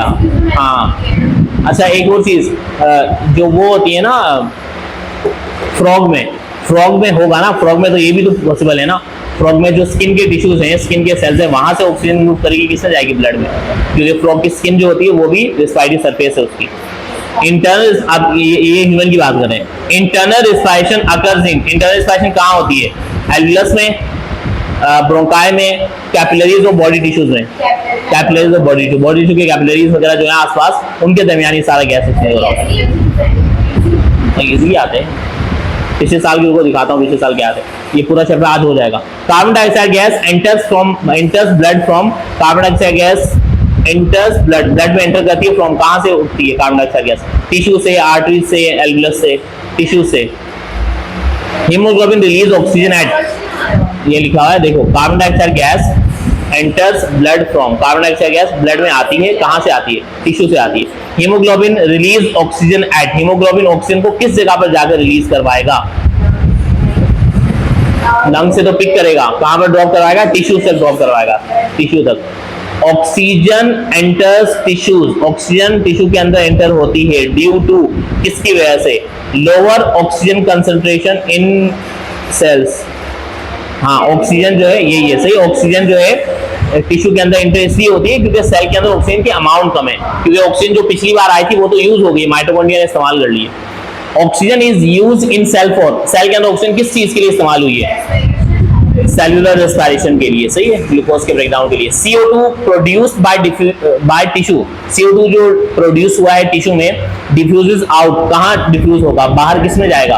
ब्लड कैपिलरीज में, किस में जाएगा? ब्लड कैपिलरीज में। The respiratory medium in human, human का रेस्पिरेटरी मीडियम क्या है? Respiratory medium air. Which gas is abundant in respiring medium air? Respiratory medium air है, उसमें कौन सी गैस ज्यादा होती है? सबसे ज्यादा कौन सी गैस होती है? नाइट्रोजन होती है, सही है, नाइट्रोजन होती है 78-79%। इन एक्वाटिक एनिमल्स, जो एक्वाटिक एनिमल्स है, रेस्पिरेटरी मीडियम इज, उनमें रेस्पिरेटरी मीडियम क्या होगी? रेस्पिरेटरी मीडियम, हाँ, रेस्पिरेटरी मीडियम क्या होगा? वाटर होगा। Oxygen concentration is in air is approximately, oxygen की कंसंट्रेशन एयर में कितनी परसेंट होती है? तकरीबन 21, 78 वो है। Why is air better respirating medium than water? क्योंकि because it contain more oxygen, सही है, इसमें ज्यादा ऑक्सीजन होती है और डिफ्यूज फास्ट है, और ये जल्दी से डिफ्यूज हो जाती है। The primary respiratory surface in human, respiratory surface human में क्या है? एल्वियोलाई है। Alveoli are located in, alveoli कहाँ पाए जाते हैं? लंग्स में। Are respiratory surface must be, respiratory surface को क्या होना चाहिए? मॉइस्ट थिन, यही है, सही, मॉइस्ट थिन होना चाहिए। Total number of alveoli in human lungs is approximately, कितने होते हैं? बोल रहे टोटल नंबर ऑफ एल्वियोलाई कितने होते हैं? लंग्स में, हमारे लंग्स में एल्वियोलस कितने होते हैं? हाँ, मिलियन में होते हैं। कितने मिलियन? 700 मिलियन, 700 मिलियन होते हैं, सही है, 700, एक जीरो का फर्क है, एक जीरो से 70 मिलियन, 700 मिलियन, बहुत ज्यादा है। Surface area of alveoli in adults is रफली, सरफेस एरिया जो होता है एल्वियोलाई का वो होता है 70 मीटर स्क्वायर, जिसकी बात कर रहा था, 70 मीटर स्क्वायर, सही, सरफेस एरिया। ये पुरानी बुक में था, पंजाब की बुक में लिखा हुआ था, अब अपडेट कर दिया उन लोगों ने, ये वर्ड हटा दिया, कल ही में पढ़ा था तो ये हटा दिया, ये 70 मीटर स्क्वायर वाली बात। And we are following which feature increases surface area for gas, किसकी वजह से सरफेस एरिया बढ़ जाता है?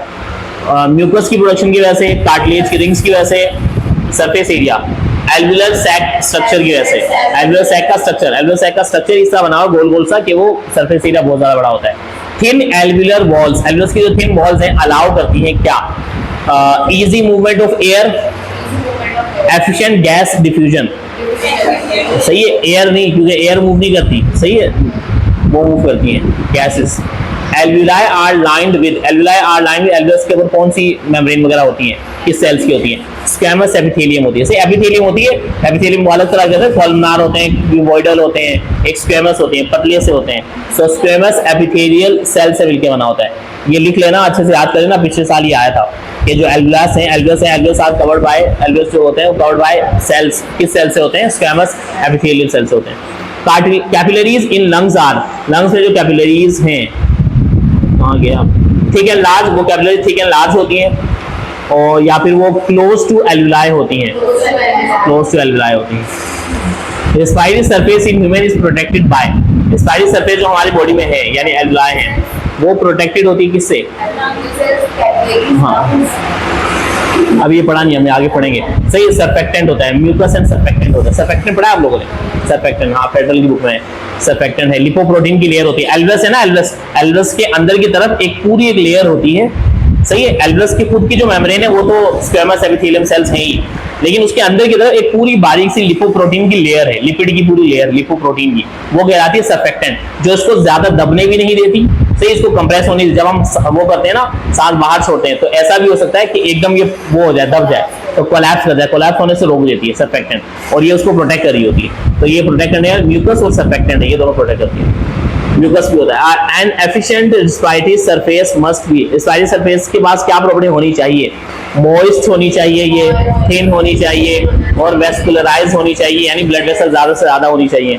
Thin walls of alveoli ensure, alveoli की जो थिन वॉल्स हैं किस चीज को इंश्योर करती हैं? रैपिड गैस डिफ्यूजन को, जल्दी जल्दी से गैस एक्सचेंज हो जाए। रिच ब्लड सप्लाई इंश्योर, ज्यादा ब्लड सप्लाई होगा, ये किस चीज को इंश्योर करता है? स्लो गैस मूवमेंट को, ब्लड क्लॉटिंग को, एफिशिएंट गैस एक्सचेंज को, efficient gas exchange. Surface area is increase by, surface area increase होता है किस वजह से? फोल्ड्स एंड सैग, सही, फोल्ड्स वगैरह होते हैं और जो सैग होते हैं बड़े बड़े, उसकी वजह से सरफेस एरिया बढ़ गया। Alveoli are surrounded by, alveoli surrounded होते हैं किससे?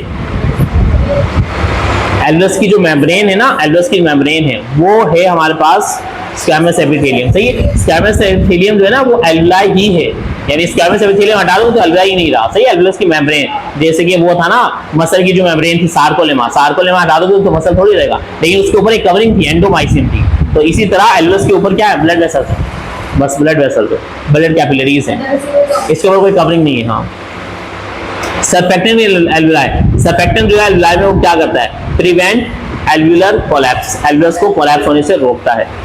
Which property does not apply in respiratory surface, respiratory surface पे क्या प्रॉपर्टी अप्लाई नहीं होती? थिक वाली प्रॉपर्टी अप्लाई नहीं होती, मॉइस्ट है, लार्ज सरफेस एरिया है, वेस्कुलर है। Gas exchange across respiratory surface is by, gas exchange जो होता है रेस्पिरेटरी सरफेस के थ्रू किसके जरिए होता है? Osmosis diffusion. Breathing involves the movement of air, breathing में मूवमेंट ऑफ एयर होती है, in and out of the lungs, यही होती है, सही, in and out of the lungs होती है। Inhalation is also called, inhalation का दूसरा नाम, इनहेलेशन का दूसरा नाम इंस्पायरेशन, और बस एक और भी होता है शायद, नहीं, वैसे ये दो होता है। Which muscle contract during normal, अच्छा ये अभी नहीं पढ़ा, विच मसल कॉन्ट्रैक्ट, ये तो वो आ गया, स्केलेटल वो आ गया, थोड़ा सा ब्रीथिंग आ गया।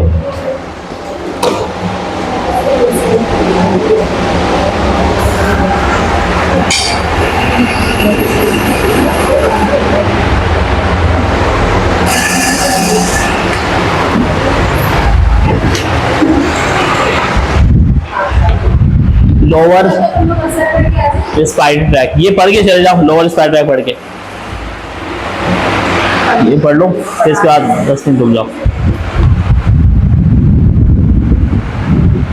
क्योंकि रेस्पिरेशन के बाद कुछ थोड़ा सा ही है, आगे कुछ टॉपिक इतने हैं ये पूरा पढ़ाएंगे।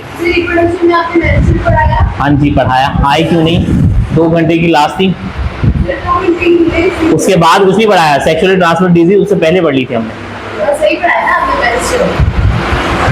उसके मैंने भेजे नहीं है नोट, शायद वो उसके नहीं भेजे ना, रिप्रोडक्शन तक के भेजे हैं, हाँ उसके नहीं है, पूरा भेजता हूँ। अच्छा यहाँ देखो, लोअर रेस्पिरेटरी ट्रैक यहाँ से स्टार्ट है, सही, लैरिंक्स से, जिसे वॉइस बॉक्स कहा जाता है, सही है। ये हमारे पास ना इनलार्जमेंट, मतलब ये है कि हमारे पास जो ट्रेकिया है ना, ट्रेकिया के ऊपर वाला पार्ट कुछ थोड़ा सा फूला हुआ हिस्सा होगा, थोड़ा सा इनलार्ज रीजन होगा, वरना ऊपर से जो ट्यूब आ रही है वो पतली सी है, फिर थोड़ा सा ऐसा फूला होता है, जो कहलाता है हमारे पास ये वॉइस बॉक्स। तो इनलार्जमेंट एयरवे के अंदर एक इनलार्जमेंट देखने को मिलेगी ट्रेकिया के टॉप वाले पार्ट पे, फेरिंक्स के नीचे, उसे हम क्या कहते हैं? लैरिंक्स कहते हैं। इसकी कंपोजिशन क्या है? ये प्राइम मसल से मिलकर बना है यहाँ पर, और इसके अलावा यहाँ पर कार्टिलेज होती है, सही, कार्टिलेज मसल से मिलकर बना होता है, जहाँ से आवाज भी प्रोड्यूस होती है। इसमें देखो यहाँ सुनो, जो लैरिंग्स है ना, इसके अंदर दो वोकल कॉर्ड्स होते हैं जिससे आवाज प्रोड्यूस होती है। जैसा कि गिटार के अंदर वायर होती है ना, जिसकी यानी उसकी वाइब्रेशन से आवाज पैदा होती है, इसी तरह वोकल कॉर्ड की वाइब्रेशन से, वोकल कॉर्ड तारे हैं दो, उन तारों की वाइब्रेशन से ही आवाज प्रोड्यूस हो रही होती है अलग अलग तरह की। सही। अच्छा, इसके अलावा इस लैरिंग्स के से एक गोल सी ना ओपनिंग है, लैरिंग्स की एक गोल सी ओपनिंग है जो नीचे जाके ट्रेकिया में ओपन हो रही है। उस ओपनिंग को हम कहते हैं ग्लोटिस। उस ओपनिंग को क्या कहा जाता है? ग्लोटिस। जो जाएगी कहां पर जाएगी? नीचे ट्रेकिया में जाएगी। इस ग्लोटिस के ऊपर एक लिड है जो क्या कहलाता है? एपिग्लोटिस। इस लिड के साथ से ही एक ट्यूब जा रही है जो कहलाती है एसोफेगस, जो फूड को लेकर जा रही है। जब हम खाना खाते हैं तो फूड जाते हुए ये ऊपर से जब जाएगा, कहां से जाएगा? Oral cavity. ओरल कैविटी से पीछे जाएगा ओरोफैरिंक्स। ओरोफैरिंक्स से नीचे जाएगा लैरिंगोफैरिंक्स। लैरिंगोफैरिंक्स से लैरिंक्स के ऊपर वाले पार्ट तक पहुंचेगा, लेकिन लैरिंक्स के ऊपर वाले पार्ट में क्या मौजूद है? ये एपिग्लोटिस, जो उस फूड को ग्लोटिस तक पहुंचने ही नहीं देगा। और क्योंकि अगर फूड ग्लोटिस में चला गया तो नीचे लंग्स में चल जाएगा, तो इसलिए एपिग्लोटिस क्लोज होगा और फूड यहां से स्लिप करके पीछे से एसोफेगस में चल जाएगा। और एसोफेगस कहां ले जाएगा? स्टमक तक ले जाएगा। तो जब हम खाना खाते हैं, पानी पीते हैं, उस टाइम पर ये एपिग्लोटिस क्या हो जाता है? क्लोज हो जाता है। तो एपिग्लोटिस एक कार्टिलेज है जिसका जो ना स्टैंड यानी स्टैंड अप्रॉइट पोजीशन में स्टैंड होता है जब एयर की एंट्री हो रही होती है। लेकिन जब हम फूड को स्वैलो करते हैं, द लैरिंक्स राइजेस, जो लैरिंक्स वाला पार्ट है वो थोड़ा ऊपर की तरफ उठता है, एंड एपिग्लोटिस प्रेसेस डाउनवर्ड, और एपिग्लोटिस नीचे की तरफ प्रेस होगा to partially cover the laryngeal opening. जो लैरिंजियल ओपनिंग है यानी ग्लोटिस है ना, वो लैरिंक्स की जो ओपनिंग है उसे एकदम पार्शियली क्लोज करेगा। कंप्लीटली क्लोज नहीं करता, थोड़ा क्लोज कर देता है, सही, कि फूड ना जा पाए। तो प्रिवेंटिंग द फूड, लिक्विड को यानी वाटर वगैरह को प्रिवेंट करता है कि वो एयर पैसेज में ना जाए, उनको रोकता है। तो ये एपिग्लोटिस का काम है। तो ऐसा एमसीक्यू आता है कि कौन सा स्ट्रक्चर है जो फूड को एंट्री नहीं होने देता लंग्स में, तो यही है एपिग्लोटिस। फिर ग्लोटिस क्या है? जो ओपनिंग है लैरिंक्स की, सही है, जो म्यूकस मेम्ब्रेन वगैरह से लाइंड होती है, यहाँ पर म्यूकस वगैरह पाया जाता है, वो ग्लोटिस कहलाती है। Vocal cords pair of flap like ना तार लाइक जो स्ट्रक्चर होते हैं, तारों की तरह के पेयर होता है, यानी दो होते हैं, सही। टिश्यू हैं जो लैरिंक्स के अंदर पाए जाते हैं, जिनका काम होता है साउंड प्रोड्यूस करना। व्हेन एयर इज एक्सपेल्ड, जब हम एयर को बाहर निकाल रहे होते हैं और हम आवाज बात कर रहे होते हैं तो एयर बाहर निकल रही होती है हल्की सी, सही है, उस टाइम पर। तो ये वोकल कॉर्ड्स की इसकी वजह से आवाज प्रोड्यूस हो रही होती है। इसे आवाज प्रोड्यूस होने के प्रोसेस को कहते हैं, क्या कहते हैं? वोकलाइजेशन। से क्या कहते हैं? वोकलाइजेशन। तो वोकलाइजेशन करवाना इनका काम, वोकल कॉर्ड्स का।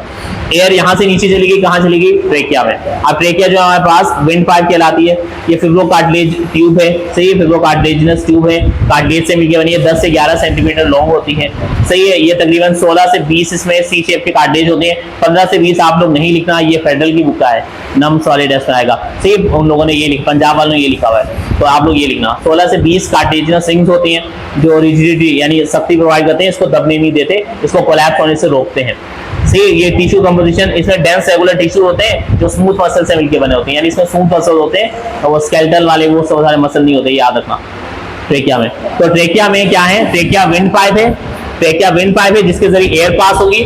ट्रेकिया 10 से 11 सेंटीमीटर लॉन्ग है।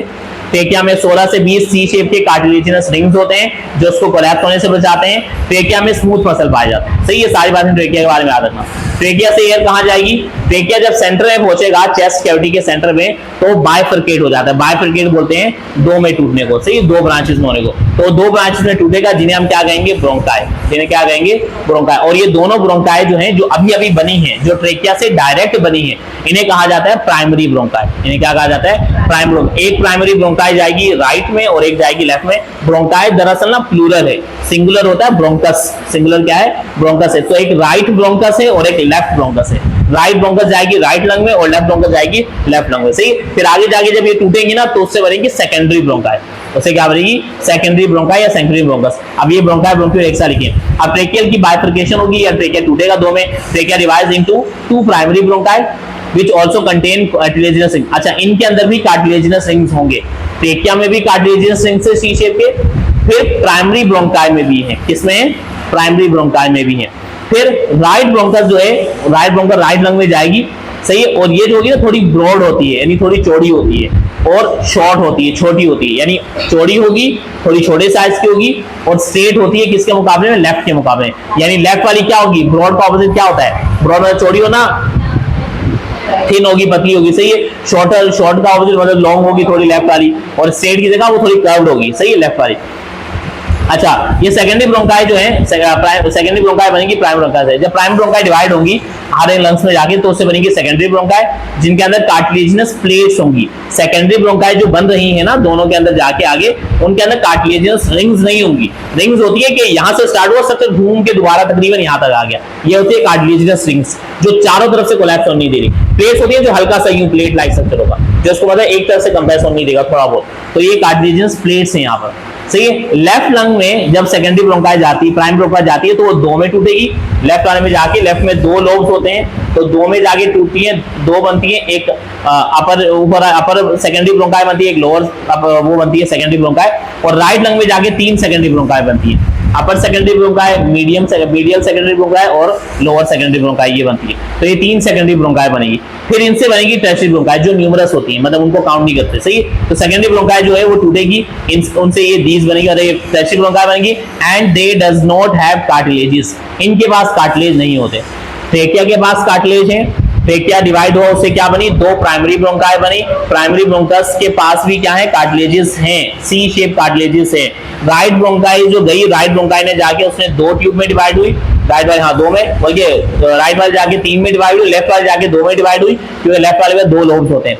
सही, दो में डिवाइड हुई और लेफ्ट वाली दो में डिवाइड हुई, राइट वाली तीन में डिवाइड हुई। और जो नई न्यू ट्यूब्स बनी उन्हें हम कहते हैं सेकेंडरी ब्रोंकाई।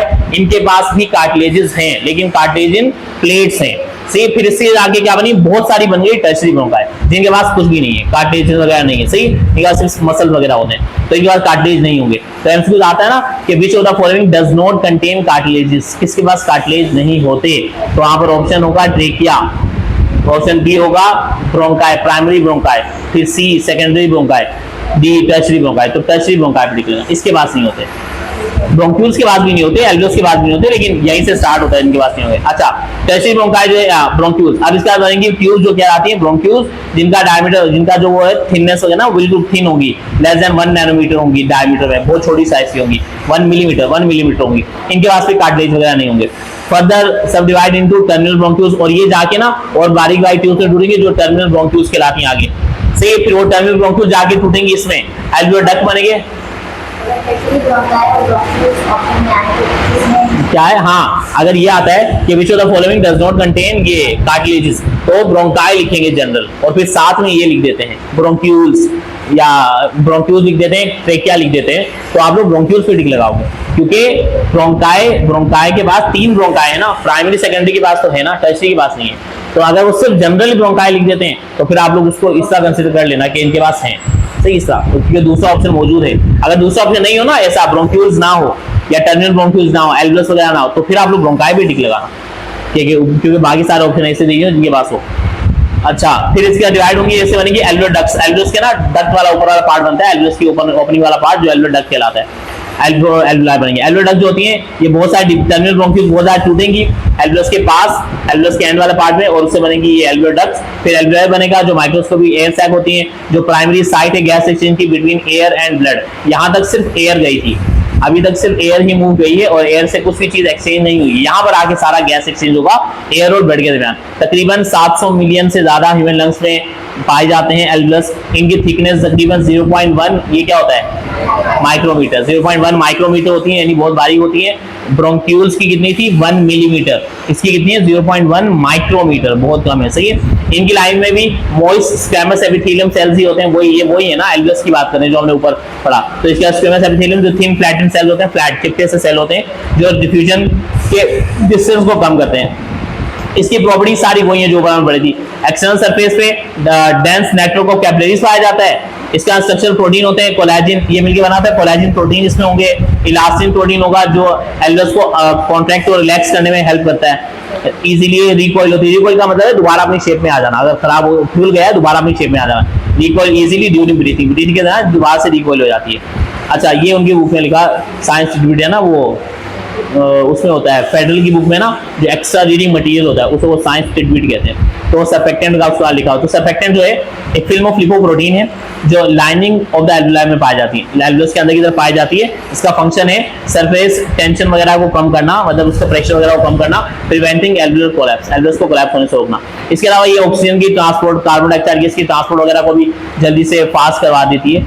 इसके अलावा कॉन्स्टेंट सिक्रेटिव, अच्छा ये जो सरफेक्टेंट की लेयर है जब एयर अंदर आ रही है, से एयर अंदर आ रही है, एयर बाहर मूव हो रही है, तो सरफेक्टेंट की थोड़ी सी लेयर वापस भी चली जाती है, बिल्कुल बारीक सी थोड़ी सी लेयर, यानी घिस के चली जाती है, फिर दोबारा एयर आएगी, फिर चली जाएगी, तो ये खत्म नहीं होती, लेकिन फिर भी क्योंकि कंटिन्यूसली सिक्रिएट हो रही होती है, बार बार बन रही होती है, और ये रीअब्जॉर्ब होती है हेल्दी लंग्स में। हेल्दी लंग्स में बार बार बनती रहती है, खत्म होती रहती है, बनती रहती है, तो ये कभी खत्म नहीं होगी सरफेक्टेंट की लेयर, ये याद रखना लंग्स के अंदर।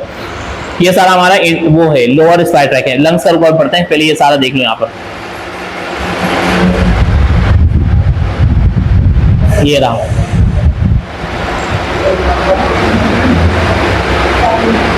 यहाँ पर से ये ब्रोंकाई ट्रेकिया ब्रोंकाई, यहाँ पर देखो, यहाँ पर ब्रांच है पल्मोनरी आर्टरी, ये देखो टर्मिनल ब्रोंक्यूल ये है, सही। ये जो टर्मिनल ब्रोंक्यूल है, ये ब्रोंक्यूल से बहुत सारी ट्यूब्स निकल रही हैं, टर्मिनल ब्रोंक्यूल से बहुत सारी ट्यूब्स निकल रही है जो एल्वियोलर डक्ट्स कहलाती हैं। ये एल्वियोलर डक्ट्स जाके एल्वियोलस के पूरे क्लस्टर में जाके ओपन होगी, जिसमें बहुत सारे एल्वियोलस हैं, तो ये एल्वियोलस है, और एल्वियोलस में एयर जो है यहाँ रेड वो डीऑक्सीजन ब्लड जाएगा, जो कैपिलरी लूप यहाँ बनता है, और ये घूम के जो वापसी ब्लड आएगा वो कैसा होगा, ऑक्सीजनेटेड होकर आएगा। इसके अंदर यहाँ पर एल्वियोलस होगा, सही, एल्वियोलर माइक्रोस्कोपिक लेवल पे इस तरह कुछ होगा। और ये हमारे पास अब ना यहाँ पर लंग्स का स्ट्रक्चर है।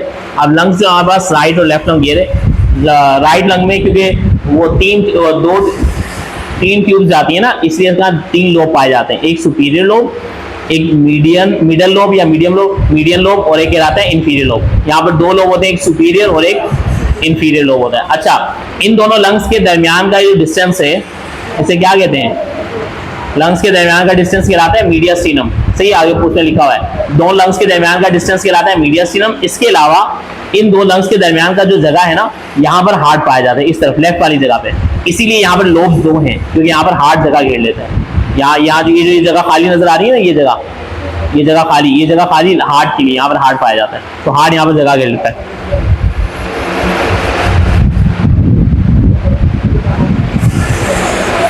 अच्छा, ये देखो, ये हमारे पास इसका लिखा, यह लंग्स का, सही, लंग्स के बारे में सुन लो, बस ये 10 मिनट खत्म हो जाएगा। देखो यहाँ सुनो, फिर चले जाना, आप लोग ब्रेक ले लेना। देखो हमारे पास लंग्स जो है प्राइमरी ऑर्गन है रिस्पायरेशन के लिए, गैस एक्सचेंज करवाने के लिए। ये थोरैक्स यानी चेस्ट कैविटी के अंदर पाए जाते हैं। ये पेयर्ड हैं, सॉफ्ट हैं, स्पंजी हैं, हाईली वेस्कुलराइज्ड हैं, बहुत सारी ब्लड वेसल हैं, यानी यहाँ पर कॉनिकल शेप के होते हैं। बेस रेस्ट और डायफ्राम, इनकी जो बेस वाला पार्ट है, नीचे वाला हिस्सा है, वो डायफ्राम पे रेस्ट करता है। डायफ्राम जो डोम शेप का मसल है, सही, डायफ्राम जो है स्केलेटल मसल है। डायफ्राम कौन सा मसल है, स्केलेटल है, ये इनवॉलेंट्री, लेकिन ये क्या है, स्केलेटल मसल है। एपेक्स बोलते हैं ऊपर वाले पार्ट को, जो लंग्स का एपेक्स वाला पार्ट है, extend just below the clavicle के बिल्कुल थोड़ा सा नीचे होता है। क्लैविकल यानी ये कॉलर बोन के थोड़ा सा नीचे होता है। मीडियल सेपरेशन यानी दरमियानी सेपरेशन, क्या बोल रही हो, किसका, लंग्स का? देखो ये सिंपल लिखा हुआ, देखो ये लिखा हुआ कि जो हमारे लंग्स हैं, ये प्राइमरी ऑर्गन है रिस्पायरेशन करने के लिए, गैस एक्सचेंज करवाने के लिए। इनकी लोकेशन कहाँ है, चेस्ट कैविटी के अंदर पाई जाती है।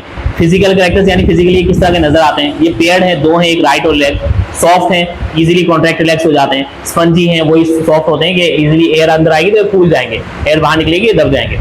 हाईली वेस्कुलराइज्ड, मतलब ब्लड वेसल बहुत सारी होंगी, क्योंकि बहुत सारे एल्वियोलस हैं, बहुत सारे ब्लड वेसल होंगी। शेप कैसी, इसकी कॉनिकल कोन निकली होती है, ऊपर वाले हिस्से में, यहाँ वाले हिस्से में 3 हिस्से कॉनिकल हैं, सही है। बेस जो है, बेस मतलब इसकी जो नीचे वाला हिस्सा है, वो किसके ऊपर रेस्ट करता है, डायफ्राम, यानी इसके नीचे क्या पाई जाएगी, डायफ्राम। एपेक्स यानी इसका ऊपर वाला हिस्सा, वो कहाँ होता है, जस्ट बिलो द क्लैविकल, हड्डी के बिल्कुल नीचे तक एक्सटेंड करता है, यानी ऊपर तक जा रहा होता है। हमें लगता है कि लंग्स यहाँ से स्टार्ट हो रहे हैं, अगर तो लंग्स ऊपर से स्टार्ट हो रहे हैं, यहाँ से स्टार्ट हो रहे हैं, बिल्कुल एक क्लैविकल है ना, ये हड्डी के बिल्कुल पीछे से यहाँ से स्टार्ट हो रहे हैं, तो लंग्स यहाँ से स्टार्ट होते हैं, फिर नीचे तक आते हैं, और ज़्यादा नीचे तक होते नहीं, इधर तक ही चले जाते हैं बस। हाँ, एपेक्स एक्सटेंड, एपेक्स ऊपर तक होता है, just above the clavicle, clavicle के ऊपर तक, यहाँ तक, क्लैविकल के पार्ट तक, यहाँ तक। मीडियल सेपरेशन मतलब इनकी सेपरेशन की, लेफ्ट और राइट लंग्स जो होते हैं ये सेपरेट होते हैं, दरमियान में इनके हार्ट पाया जाता है, सही है, लेफ्ट वाले जगह पे ज्यादा होता है, और दरमियान का जो गैप होता है, एरिया बिटवीन द लंग्स, उसे हम क्या कहते हैं, मीडियास्टीनम कहते हैं, सही है। मीडियल बोलते हैं दरमियानी सेपरेशन को, तो दरमियानी सेपरेशन इनकी इस तरह से, दरमियाना, तो इससे आएगा द एरिया या the space between 2 lungs is called as mediastinum, सही है, जहां पर क्या पाया जाता है, हार्ट पाया जाता है। हार्ट का मेजर पोर्शन कहाँ होता है, लेफ्ट वाले पार्ट में, थोड़ा सा हिस्सा इस तरफ भी होता है ना, इसीलिए लेफ्ट वाले लंग में कितने लोब्स हैं, 2 लोब्स हैं, इसीलिए वहां पर ब्रोंकाई, सेकेंडरी ब्रोंकाई भी कितनी थी, 2 लोब्स, सही है। राइट लंग्स जो है हमारे पास, उसमें 3 लोब्स हैं, superior, middle, inferior. Left lung में दो लोब्स हैं, सुपीरियर एंड इंफीरियर लोब्स होते हैं। सही है। Left lung is smaller than right, left lung जो होगा थोड़ा स्मॉल भी होगा, because the heart occupies more space. जो हार्ट होता है यहाँ पे वो ज्यादा जगह घेर लेता है on left side of the thorax. जो थोरैक्स बोलते हैं चेस्ट की कैविटी को, तो चेस्ट कैविटी को में लेफ्ट वाली साइड पे ज्यादा जगह ये हार्ट ले लेता है, इसकी वजह से लेफ्ट लंग का साइज स्मॉल है। Each lobe is supplied by secondary bronchi. Her lobe के अंदर क्या जा रही है? सेकेंडरी ब्रोंकाई जा। इसीलिए लेफ्ट वाले लंग में सिर्फ दो सेकेंडरी ब्रोंकाई है, क्योंकि हर एक लोब में जाएगी, ऊपर वाले लोब में जाएगी, नीचे वाले लोब में जाएगी। यहाँ पर कितनी सेकेंडरी ब्रोंकाई थी? 3। एक सुपीरियर लोब में जाएगी, एक मिडिल लोब में जाएगी और एक इंफीरियर लोब में जाएगी। तो ये जो हमारे पास ये है ना लोब, जो 2 और 3 लोब्स हैं, इन लोब्स के अंदर क्या पाई जाती है? सेकेंडरी ब्रोंकाई जाती है। फिर आगे जाके वो भी टूटती है ना, सेकेंडरी ब्रोंकाई से वो बनेगी टर्शियरी ब्रोंकाई। लेकिन डायरेक्ट क्या सप्लाई होगा? अंदर ये सेकेंडरी ब्रोंकाई जाएगी। और लंग्स के अंदर डायरेक्ट क्या जाती है? प्राइमरी ब्रोंकाई जाती है। सही, लंग्स के ओवरऑल लंग्स के अंदर। हाइलम बोलते हैं ट्रायंगुलर डिप्रेशन को। लंग्स के अंदर ही लोब्स हैं, लंग्स के अंदर एंटर हुआ, एक ऊपर लोब है, एक नीचे लोब है। अब ये दो लोब्स किसी जगह पे तो कनेक्ट हो रहे होंगे ना, वो कनेक्टिंग पॉइंट वहां पर, यहाँ पर आगे वो होती है, क्या नाम है? Primary bronchi. ये प्राइमरी ब्रोंकाई अंदर आई लंग्स के अंदर, लंग्स के अंदर एक लोब ऊपर है, एक लोब नीचे है, तो ये एक ट्यूब ऊपर चली गई और एक ट्यूब नीचे चली गई। हाँ, सेंटर वाला रीजन। तो ये दो लोब जिस जगह पे कनेक्टेड है ना, वो है। इस जगह को हम वो ट्रायंगुलर रीजन जो है दोनों लंग्स में पाया जाता है, जहां पर ब्लड वेसल्स और एयर वेज वगैरह सारे लंग्स से कनेक्ट होते हैं ना। यहाँ डायग्राम में देखो, ये जो हमारे पास ये वाला हिस्सा जहां पर ये आती हैं, ये देखो जहां पर लंग्स के अंदर ये जो ब्लड ये जा रही है ना, ट्रेकिया, लंग्स के अंदर ये जो वो है प्राइमरी ब्रोंकाई जा रही है, यहाँ पर एक ट्रायंगुलर रीजन बनता है। ये जो ट्रायंगुलर रीजन है इसे हम हाइलम कहते हैं।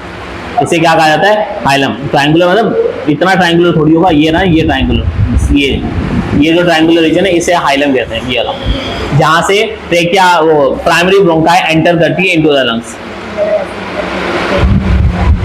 जैसा किडनी में भी था ना, किडनी में भी था, तो किडनी में जहां पर वो रीनल आर्टरी और ये सारी चीजें एंटर करती हैं। तो हाइलम क्या है? ट्रायंगुलर डिप्रेशन है, ट्रायंगुलर डिप्रेशन है, यानी डिप्रेशन बोलते हैं दबाव को।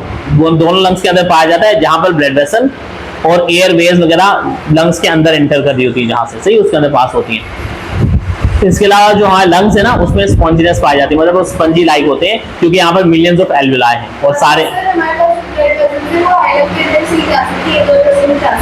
नहीं, हाँ सिर्फ यहीं से जाती है। ये जो आर्टरी जाती है ना, हाँ वो अंदर जाके फिर वो अंदर पूरा फैल जाती है, जाती यहीं से। जैसा कि उसमें था ना, किडनी में भी हर जगह से नहीं जाती है, वो हाइलम वाला पार्ट ही होता है, वहीं से आती है, वो हाइलम ही कहते हैं। हाइलम उस कनेक्टिंग पॉइंट को कहते हैं जिससे चीज अंदर जाती है। तो ये सारा इंटरनली इस तरह से। एक्सटर्नल स्ट्रक्चर जो हमारे पास प्रोटेक्टिव या इसके सपोर्टिंग स्ट्रक्चर जो है, सबसे पहले तो रिब केज है सबसे बाहर, सही है, जो 12 पेयर ऑफ रिब से मिलकर बना हुआ है, सही है, प्रोटेक्ट करता है हार्ट को और साथ लंग्स को और साथ साथ हार्ट को भी। फिर इसके अलावा इंटरकोस्टल मसल्स हैं जो रिब केज के साथ अंदर अटैच होते हैं, vertebral column attach to vertebral column, attach to rib cage, vertebral column and sternum. इन सब के साथ जो जो मसल अटैच होते हैं, क्योंकि रिब केज पीछे जाके उससे अटैच है ना बैकबोन से, तो इनसे जो भी मसल अटैच होते हैं उन्हें हम इंटरकोस्टल मसल्स कहते हैं। सही है, दो तरह के होते हैं, एक बाहर की साइड पे होते हैं और एक अंदर की साइड पे होते हैं। लड़कियों यहाँ सुनो, इंटरकोस्टल मसल्स दो टाइप के होते हैं, एक आउटर साइड पे होते हैं वो कहलाते हैं एक्सटर्नल कोस्टल मसल्स, और एक अंदर साइड पे होते हैं जो कहलाते हैं internal coastal muscles. Located the wall of thoracic cavity, के थोरैसिक कैविटी के वॉल में पाए जाते हैं। डायफ्राम क्या है? मस्कुलर शीट है जो थोरैसिक और एब्डोमिनल रीजन को सेपरेट करती है। इसके नीचे एब्डोमिनल रीजन है, ऊपर वाला रीजन थोरैक्स कहलाता है या थोरैसिक कैविटी कहलाता है। ये इनवॉलेंट्री कनेक्शन है but made up of skeletal muscle. सही है। अब लंग्स के ऊपर ना मेम्ब्रेन्स है, कवरिंग्स है, जिन्हें प्लूरल मेम्ब्रेन्स कहते हैं, दो होती है। सही, लंग्स के ऊपर प्लूरल मेम्ब्रेन्स है, कितनी है? दो है। एक ये डबल मेम्ब्रेन्स है जो लंग्स के ऊपर पाए जाते हैं, जिन्हें प्लूरल मेम्ब्रेन्स कहा जाता है, और इन दो मेम्ब्रेन के दरमियान में कैविटी भी होती है। सही, ये जो मेम्ब्रेन्स है, एक कहलाती है विसरल प्लूरा और एक कहलाती है पेराइटल प्लूरा। जो हमारे पास विसरल प्लूरा है ये आउटसाइड पाया जाता है, wrapped around each lung separating lungs from the thoracic wall inner membrane. यहाँ पास ना इनर मेम्ब्रेन है, यानी जो लंग्स के बिल्कुल साथ की तरफ पाई जाती है अंदर की साइड में, वो कहलाती है विसरल प्लूरा, जो हर एक लंग के बिल्कुल सराउंड में पाई जाएगी, जो लंग्स को सेपरेट करिए बाहर वाली वॉल वगैरह से। फिर एक है पेराइटल प्लूरा जो lines inside the chest wall, chest की जो वॉल है उसके अंदर की तरफ पाई जाती है, लेकिन ये लंग्स के तो बाहर वाली साइड पे है। सही है, लंग्स अंदर है, लंग्स के बाहर दो मेम्ब्रेन्स हैं। इसमें शायद किसी में होगा, मैंने बनाया था, वॉल डायग्राम ऐड नहीं की, भूल गया मैं। यहाँ देखो, यहाँ पर ना इस तरह होगी, एक हमारे पास यहाँ पर एक मेम्ब्रेन होगी, सही है, और एक इसके बाहर वाली मेम्ब्रेन होगी, बाहर वाली पेराइटल प्लूरा और एक विसरल प्लूरा कहलाएगी। सही है, और इन दोनों के दरमियान में जगह होगी जो जहाँ पर पेराइटल फ्लूइड पाया जाता है, या उसे सीरस फ्लूइड लिख रखा है आप लोगों पे। सही है, पेराइटल प्लूरल कैविटी कहलाती है, जो स्मॉल स्पेस है बिटवीन विसरल और पेराइटल प्लूरा, जहाँ पर सीरस फ्लूइड होता है। ये फ्लूइड है यानी जेली लाइक फ्लूइड होता है, जो ल्यूब्रिकेंट के तौर पे काम करता है, यानी इजीली लंग्स इजीली कॉन्ट्रैक्ट और रिलैक्स हो पाए इजीली। और ऑप्टिमल लंग एक्सपेंशन, अच्छे से लंग्स को एक्सपेंड होने में हेल्प करता है, कॉन्ट्रैक्शन में हेल्प करता है जब हम ब्रीथ कर रहे होते हैं। तो ये सारा इसका एक्सटर्नल स्ट्रक्चर में ये सारी चीजें, ये सारा कुछ एक साथ बार बार लिखा हुआ है, कुछ पॉइंट्स वगैरह। जैसे कि ट्रेकिया जो हमारे पास है उसकी लेंथ कितनी होती है, 10 से 11 सेंटीमीटर है। मेम्ब्रेन्स ट्यूब जो है ये इसके अंदर कितने कार्टिलेज होते हैं, 16 से 20 सी शेप कार्टिलेज रिंग्स हैं। ब्रोंकियल ट्री जो होता है, ब्रोंकियल ट्री किसे कहते हैं? सही है, ब्रोंकियल ट्री ट्रेकिया से क्या बनी? प्राइमरी ब्रोंकाई बनी। प्राइमरी ब्रोंकाई से क्या बनी? सेकेंडरी ब्रोंकाई बनी। सेकेंडरी से बनी टर्शियरी, टर्शियरी से ब्रोंक्यूल, ब्रोंक्यूल से टर्मिनल ब्रोंक्यूल, एल्वुलर डक्ट्स और एल्वुलाई। ये पूरा ना पूरा ब्रांच बन जाएगी। ट्रेकिया तो एक ही थी, ट्रेकिया से एकदम क्या बनी? ये प्राइमरी ब्रोंकाई। तो ट्रेकिया 2 ब्रांच निकल गई। फिर इन दो के अंदर एक प्राइमरी ब्रोंकाई से बनी, सेकेंडरी ब्रोंकाई 3 बन गए। फॉर एग्जांपल अगर राइट वाले ले लो 3 बन गए, फिर तीनों से बहुत सारी क्या बनी? टर्शियरी ब्रोंकाई, फिर उनसे क्या बनी? ब्रोंकियल। तो ये सबको मिला के ना एक पूरा ट्री लाइक स्ट्रक्चर बन जाएगा, जिसे हम क्या कहते हैं? ब्रोंकियल ट्री कहते हैं। सही, जो प्राइमरी ब्रोंकाई से लेकर एल्वस तक जाएगा, ट्रेकिया के बिल्कुल आगे से। फेरिंक्स की लेंथ तकरीबन इतनी होती है, फेरिंक्स ओरोफेरिंक्स उसकी। एल्वुलर डक्ट्स की जो एल्वुलर वॉल है उसकी थिकनेस 0.1 माइक्रोमीटर होती है। सही, ये कुछ पॉइंट्स वगैरह थे एक्स्ट्रा, ये भी याद रखना। तो ये पूरा हमारा ह्यूमन रिस्पायरेटरी सिस्टम था, इसके कुछ शिक्षण करेंगे अभी आप लोग। इसमें बस एक वो है, इसमें एक प्रोसेस मैकेनिज्म ऑफ वेंटिलेशन है, ब्रीथिंग का मैकेनिज्म है, ये हमने करना है। और जो है हाँ ये बहुत इजी, थोड़ा सही है, इसमें कुछ है भी नहीं। इसके अलावा ना इसमें हमने करना है, ये प्रोसेस ब्रीथिंग है, मैकेनिज्म ब्रीथिंग। लंग वॉल्यूम्स भी है ना, थोड़ा जनरली देख लेंगे थोड़े से, क्योंकि ये है नहीं कोर्स में, ये मैंने लिख रखा है ताकि ना तो आप लोगों का कुछ मटेरियल कभी, क्योंकि कोर्स आया नहीं है, सिलेबस अगर चेंज हो जाए इसलिए मैंने रख रखा था। लंग कैपेसिटी और लंग वॉल्यूम वाला टॉपिक नहीं है, ये भी नहीं है। इसके अलावा ना वो है इफेक्ट ऑफ स्मोकिंग है डायरेक्ट, और ये गैस ट्रांसपोर्ट का भी थोड़ा जनरली देख लेंगे, थोड़ा वो 2-3 चीजें ना, लेकिन बस लास्ट एक वो है टॉपिक। अब एक टॉपिक ये था ना, ये रहा गैस एक्सचेंज क्या है, ये चैप्टर ये रहा आप लोगों का ह्यूमन रिस्पायरेटरी सिस्टम, इससे हमने करना था। सही है, इसमें ये रहा function of main part of respiratory system, इससे क्वेश्चन आता है कि रिस्पायरेटरी सिस्टम के हर एक पार्ट का फंक्शन क्या है। Gas exchange in human lungs, human lungs में गैस एक्सचेंज कैसे होता है, वो डिफ्यूजन के थ्रू होता है, सिंपल वो। इफेक्ट ऑफ स्मोकिंग क्या है ये बताना, इफेक्ट ऑफ स्मोकिंग वाला रह गया है। हाँ, शुरू के 2 पढ़ लिए, शुरू के 2 से ज़्यादा ही पढ़ लिया, शुरू से 2 से ज़्यादा ही पढ़ लिया। हाँ बस वही रह गया।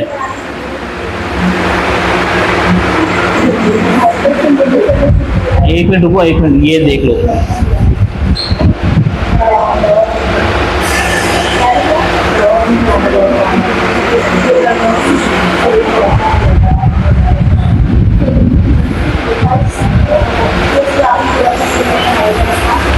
बाद में पढ़ेंगे ना, मैं बोला बच्चे कम आएंगे, इसलिए मैं बोला क्योंकि बच्चे कम आए ना, शुरू से पढ़ेंगे वो चैप्टर। मैं बोला बच्चे आएंगे नहीं, और फिर वो चैप्टर मुश्किल है।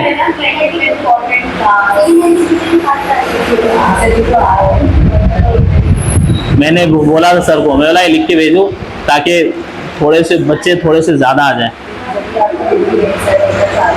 ये मेरा पूरा चैप्टर खत्म कराएंगे, फिर बच्चे आएंगे नहीं ना, कोई भी नहीं आया तो बोलेंगे पूरा चैप्टर हो गया, पता भी नहीं चला, एक पूरा चैप्टर मिस कर दिया हमने। ये वाला गैस एक्सचेंज कुछ भी हो, लेकिन पूरा चैप्टर मिस हो जाता ना अगर मैं नहीं लिखे हुए भिजवाता, इम्पोर्टेंट क्लास वाली बात।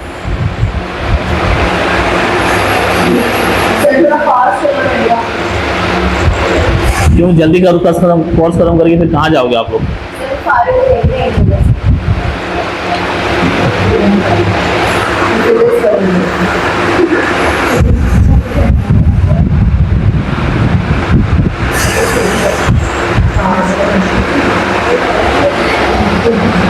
इसमें ना गैस एक्सचेंज के रूप वो हैं, पास पेपर्स हैं।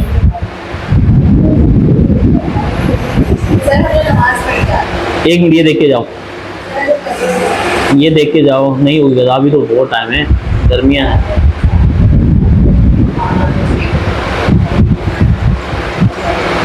बायोएनर्जेटिक्स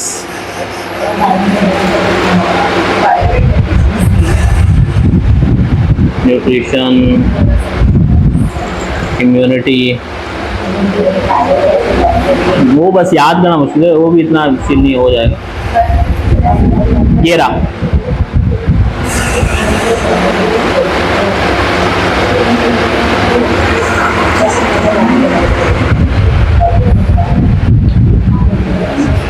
पिछले साल के क्वेश्चन देखो, ये रहा, the main function of pharynx, ये देखो पिछले साल का क्वेश्चन लड़कियों, the main function of pharynx, ये 2025 का है। The main function of pharynx in respiratory system में फेरिंग्स का मेन फंक्शन क्या है? Serve as a passage for both food and air. ये सिंपल सा एक क्वेश्चन ये आया था। Question number 2, in the following process the cell release energy from oxidising को फूड मटेरियल को तोड़ के एनर्जी रिलीज करने का प्रोसेस, ठीक ये आया था। तीसरा, binding of haemoglobin with oxygen is catalysed bye enzyme. अब ये ना, हीमोग्लोबिन जब ऑक्सीजन को पिक करता है ना, हीमोग्लोबिन जब ऑक्सीजन को पिक करता है तो उससे बनता है ऑक्सी हीमोग्लोबिन। क्या बनता है? Oxy haemoglobin. ये रिएक्शन एक एंजाइम के मौजूदगी में होता है, उस एंजाइम का नाम है कार्बोनिक एनहाइड्रेज, जो आप लोग बुक में नहीं लिखा हुआ, ये फेडरल की बुक में लिखा हुआ है, सही है। तो कार्बोनिक एनहाइड्रेज एंजाइम है जिसकी मौजूदगी में होता है, ये अभी पढ़ेंगे आगे है। तो कार्बोनिक एनहाइड्रेज एंजाइम की मौजूदगी में ये भी होता है, और कार्बोनिक एनहाइड्रेज की मौजूदगी में वो भी होता है, और कार्बन डाइऑक्साइड गैस की भी वो होती है, ट्रांसपोर्ट होती है, लेकिन इसकी ट्रांसपोर्ट होती है, याद रखना एंजाइम। पिछले साल ये आए थे 3, उससे पिछले साल ये आया था, it transport oxygen from lungs to every tissue of the body. कौन सी चीज ट्रांसपोर्ट करती है? हीमोग्लोबिन ट्रांसपोर्ट करता है। पल्मोनरी वॉल्यूम इज, ये वो पल्मोनरी वॉल्यूम लिखा है, pulmonary volume is a essential part of pulmonary ventilation, it depends on, जो हमारे पल्मोनरी वॉल्यूम है, लंग्स का जो वॉल्यूम है बहुत एसेंशियल पार्ट है कि हम लंग्स कितनी एयर इनहेल और एक्सहेल कर सकते हैं, ये किस पर डिपेंड करता है? फिजिकल कैविटी पर डिपेंड करता है, फिजिकल एक्टिविटी पर डिपेंड करता है। ज्यादा फिजिकल एक्टिविटी करेंगे तो ज्यादा पल्मोनरी वॉल्यूम होगा, हम ज्यादा पल्मोनरी वॉल्यूम यूज करेंगे। अगर हम भाग रहे होंगे तो ज्यादा एक्सरसाइज करेंगे, ज्यादा एक्सरसाइज की वजह से ज्यादा एनर्जी चाहिए होगी, ज्यादा एनर्जी की वजह से इसे सिग्नल मिलेगा कि ज्यादा वो करो, इसका पल्मोनरी वॉल्यूम बढ़ाओ, ये पल्मोनरी वॉल्यूम बढ़ाओ, मोर फिजिकल एक्टिविटी की वजह से, फिजिकल एक्टिविटी की वजह से। The oxygen transport through plasma, ये 3% होती है, ये आगे पढ़ेंगे, इसमें लिखा हुआ है। थोरेसिक कैविटी जो है ये सेपरेट होती है एब्डोमिनल कैविटी से। हीमोग्लोबिन की, ये पिछले साल भी आया था, कार्बोनिक एनहाइड्रेज, बल्कि ये मेरे गलत लिखा हुआ है यहाँ, पिछले साल नहीं आया, एक साल आया। क्या हुआ? ये खराब हो रहा है। ये ट्रांसपोर्ट ऑक्सीजन कौन सी? हीमोग्लोबिन है। क्या ये रहा? Pair of vocal cords responsible for producing sound is found in, कहाँ होते हैं? लैरिंक्स में होते हैं, 2 वोकल कॉर्ड्स होते हैं। The total capacity of human lungs is 5 litre, सही, 5 लीटर, असल में 6 लीटर है, सही है। what percentage of it is failed when one takes an extra, जब हम ज़्यादा एक्स्ट्रा ब्रीथ लेते हैं ना तो 3.5 लीटर तक चली जाती है एयर, हम इतनी एयर लेते हैं। ये पहले ना लंग वॉल्यूम वाला टॉपिक था 23 में, तो इसलिए वो लिख रखा है, अब ये टॉपिक हटा दिए इन लोगों ने। बहुत आसान है, हो जाएगा। अब आप लोग 6 बज रहे हैं, 6:15 तक ब्रेक कर लो, 15 मिनट स्टार्ट करेंगे, 15 मिनट स्टार्ट करेंगे, प्रोसेस ऑफ ब्रीथिंग और थोड़ा सा पढ़ेंगे, फिर चैप्टर एंड करते हैं।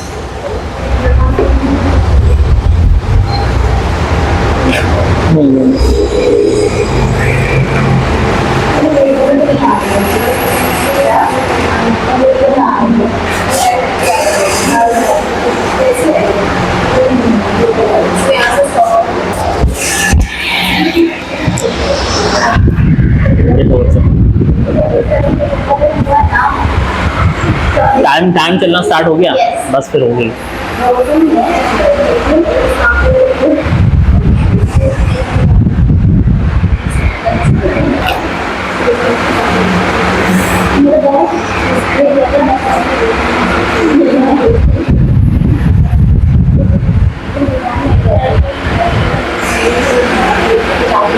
अच्छा क्लास यहाँ देखो, इसके बाद ना हमारे पास हमने ह्यूमन रेस्पिरेटरी सिस्टम पढ़ा, सही, ह्यूमन रेस्पिरेटरी सिस्टम। इसके बाद हमारे पास ना कुछ टॉपिक्स हैं, जैसे कि सबसे पहले हमारे पास प्रोसेस ऑफ ब्रीथिंग है, याद देख लो, सही, process of breathing soon low, process of breathing ये रहा, सही। प्रोसेस ऑफ ब्रीथिंग बोलते हैं वेंटिलेशन को, या प्रोसेस ऑफ ब्रीथिंग वो प्रोसेस जिसके जरिए एटमॉस्फेयर वाली जो एयर है, एटमॉस्फेरिक एयर का हमारे लंग्स में जाना और लंग्स से एयर का बाहर निकलना, ये क्या कहलाता है? वेंटिलेशन कहलाता है, या फिर इसे हम क्या कहते हैं? ब्रीथिंग कहते हैं। सही है। इसके दो स्टेप हैं, एक इनहेलेशन या इंस्पायरेशन और दूसरा क्या कहलाता है? Exhalation expiration. सही है। आप सिंपल पहले सुन लो। देखो, इंस्पायरेशन करने के लिए एयर को अंदर लेके जाना है, एक्सपायरेशन करने के लिए एयर को बाहर निकालना है, लेकिन हमारे जो लंग्स हैं वो इस काबिल नहीं है कि वो एयर को बाहर से अंदर खींच सके या फिर अंदर वाली एयर को बाहर मूव करवा सके। एयर की जो मूवमेंट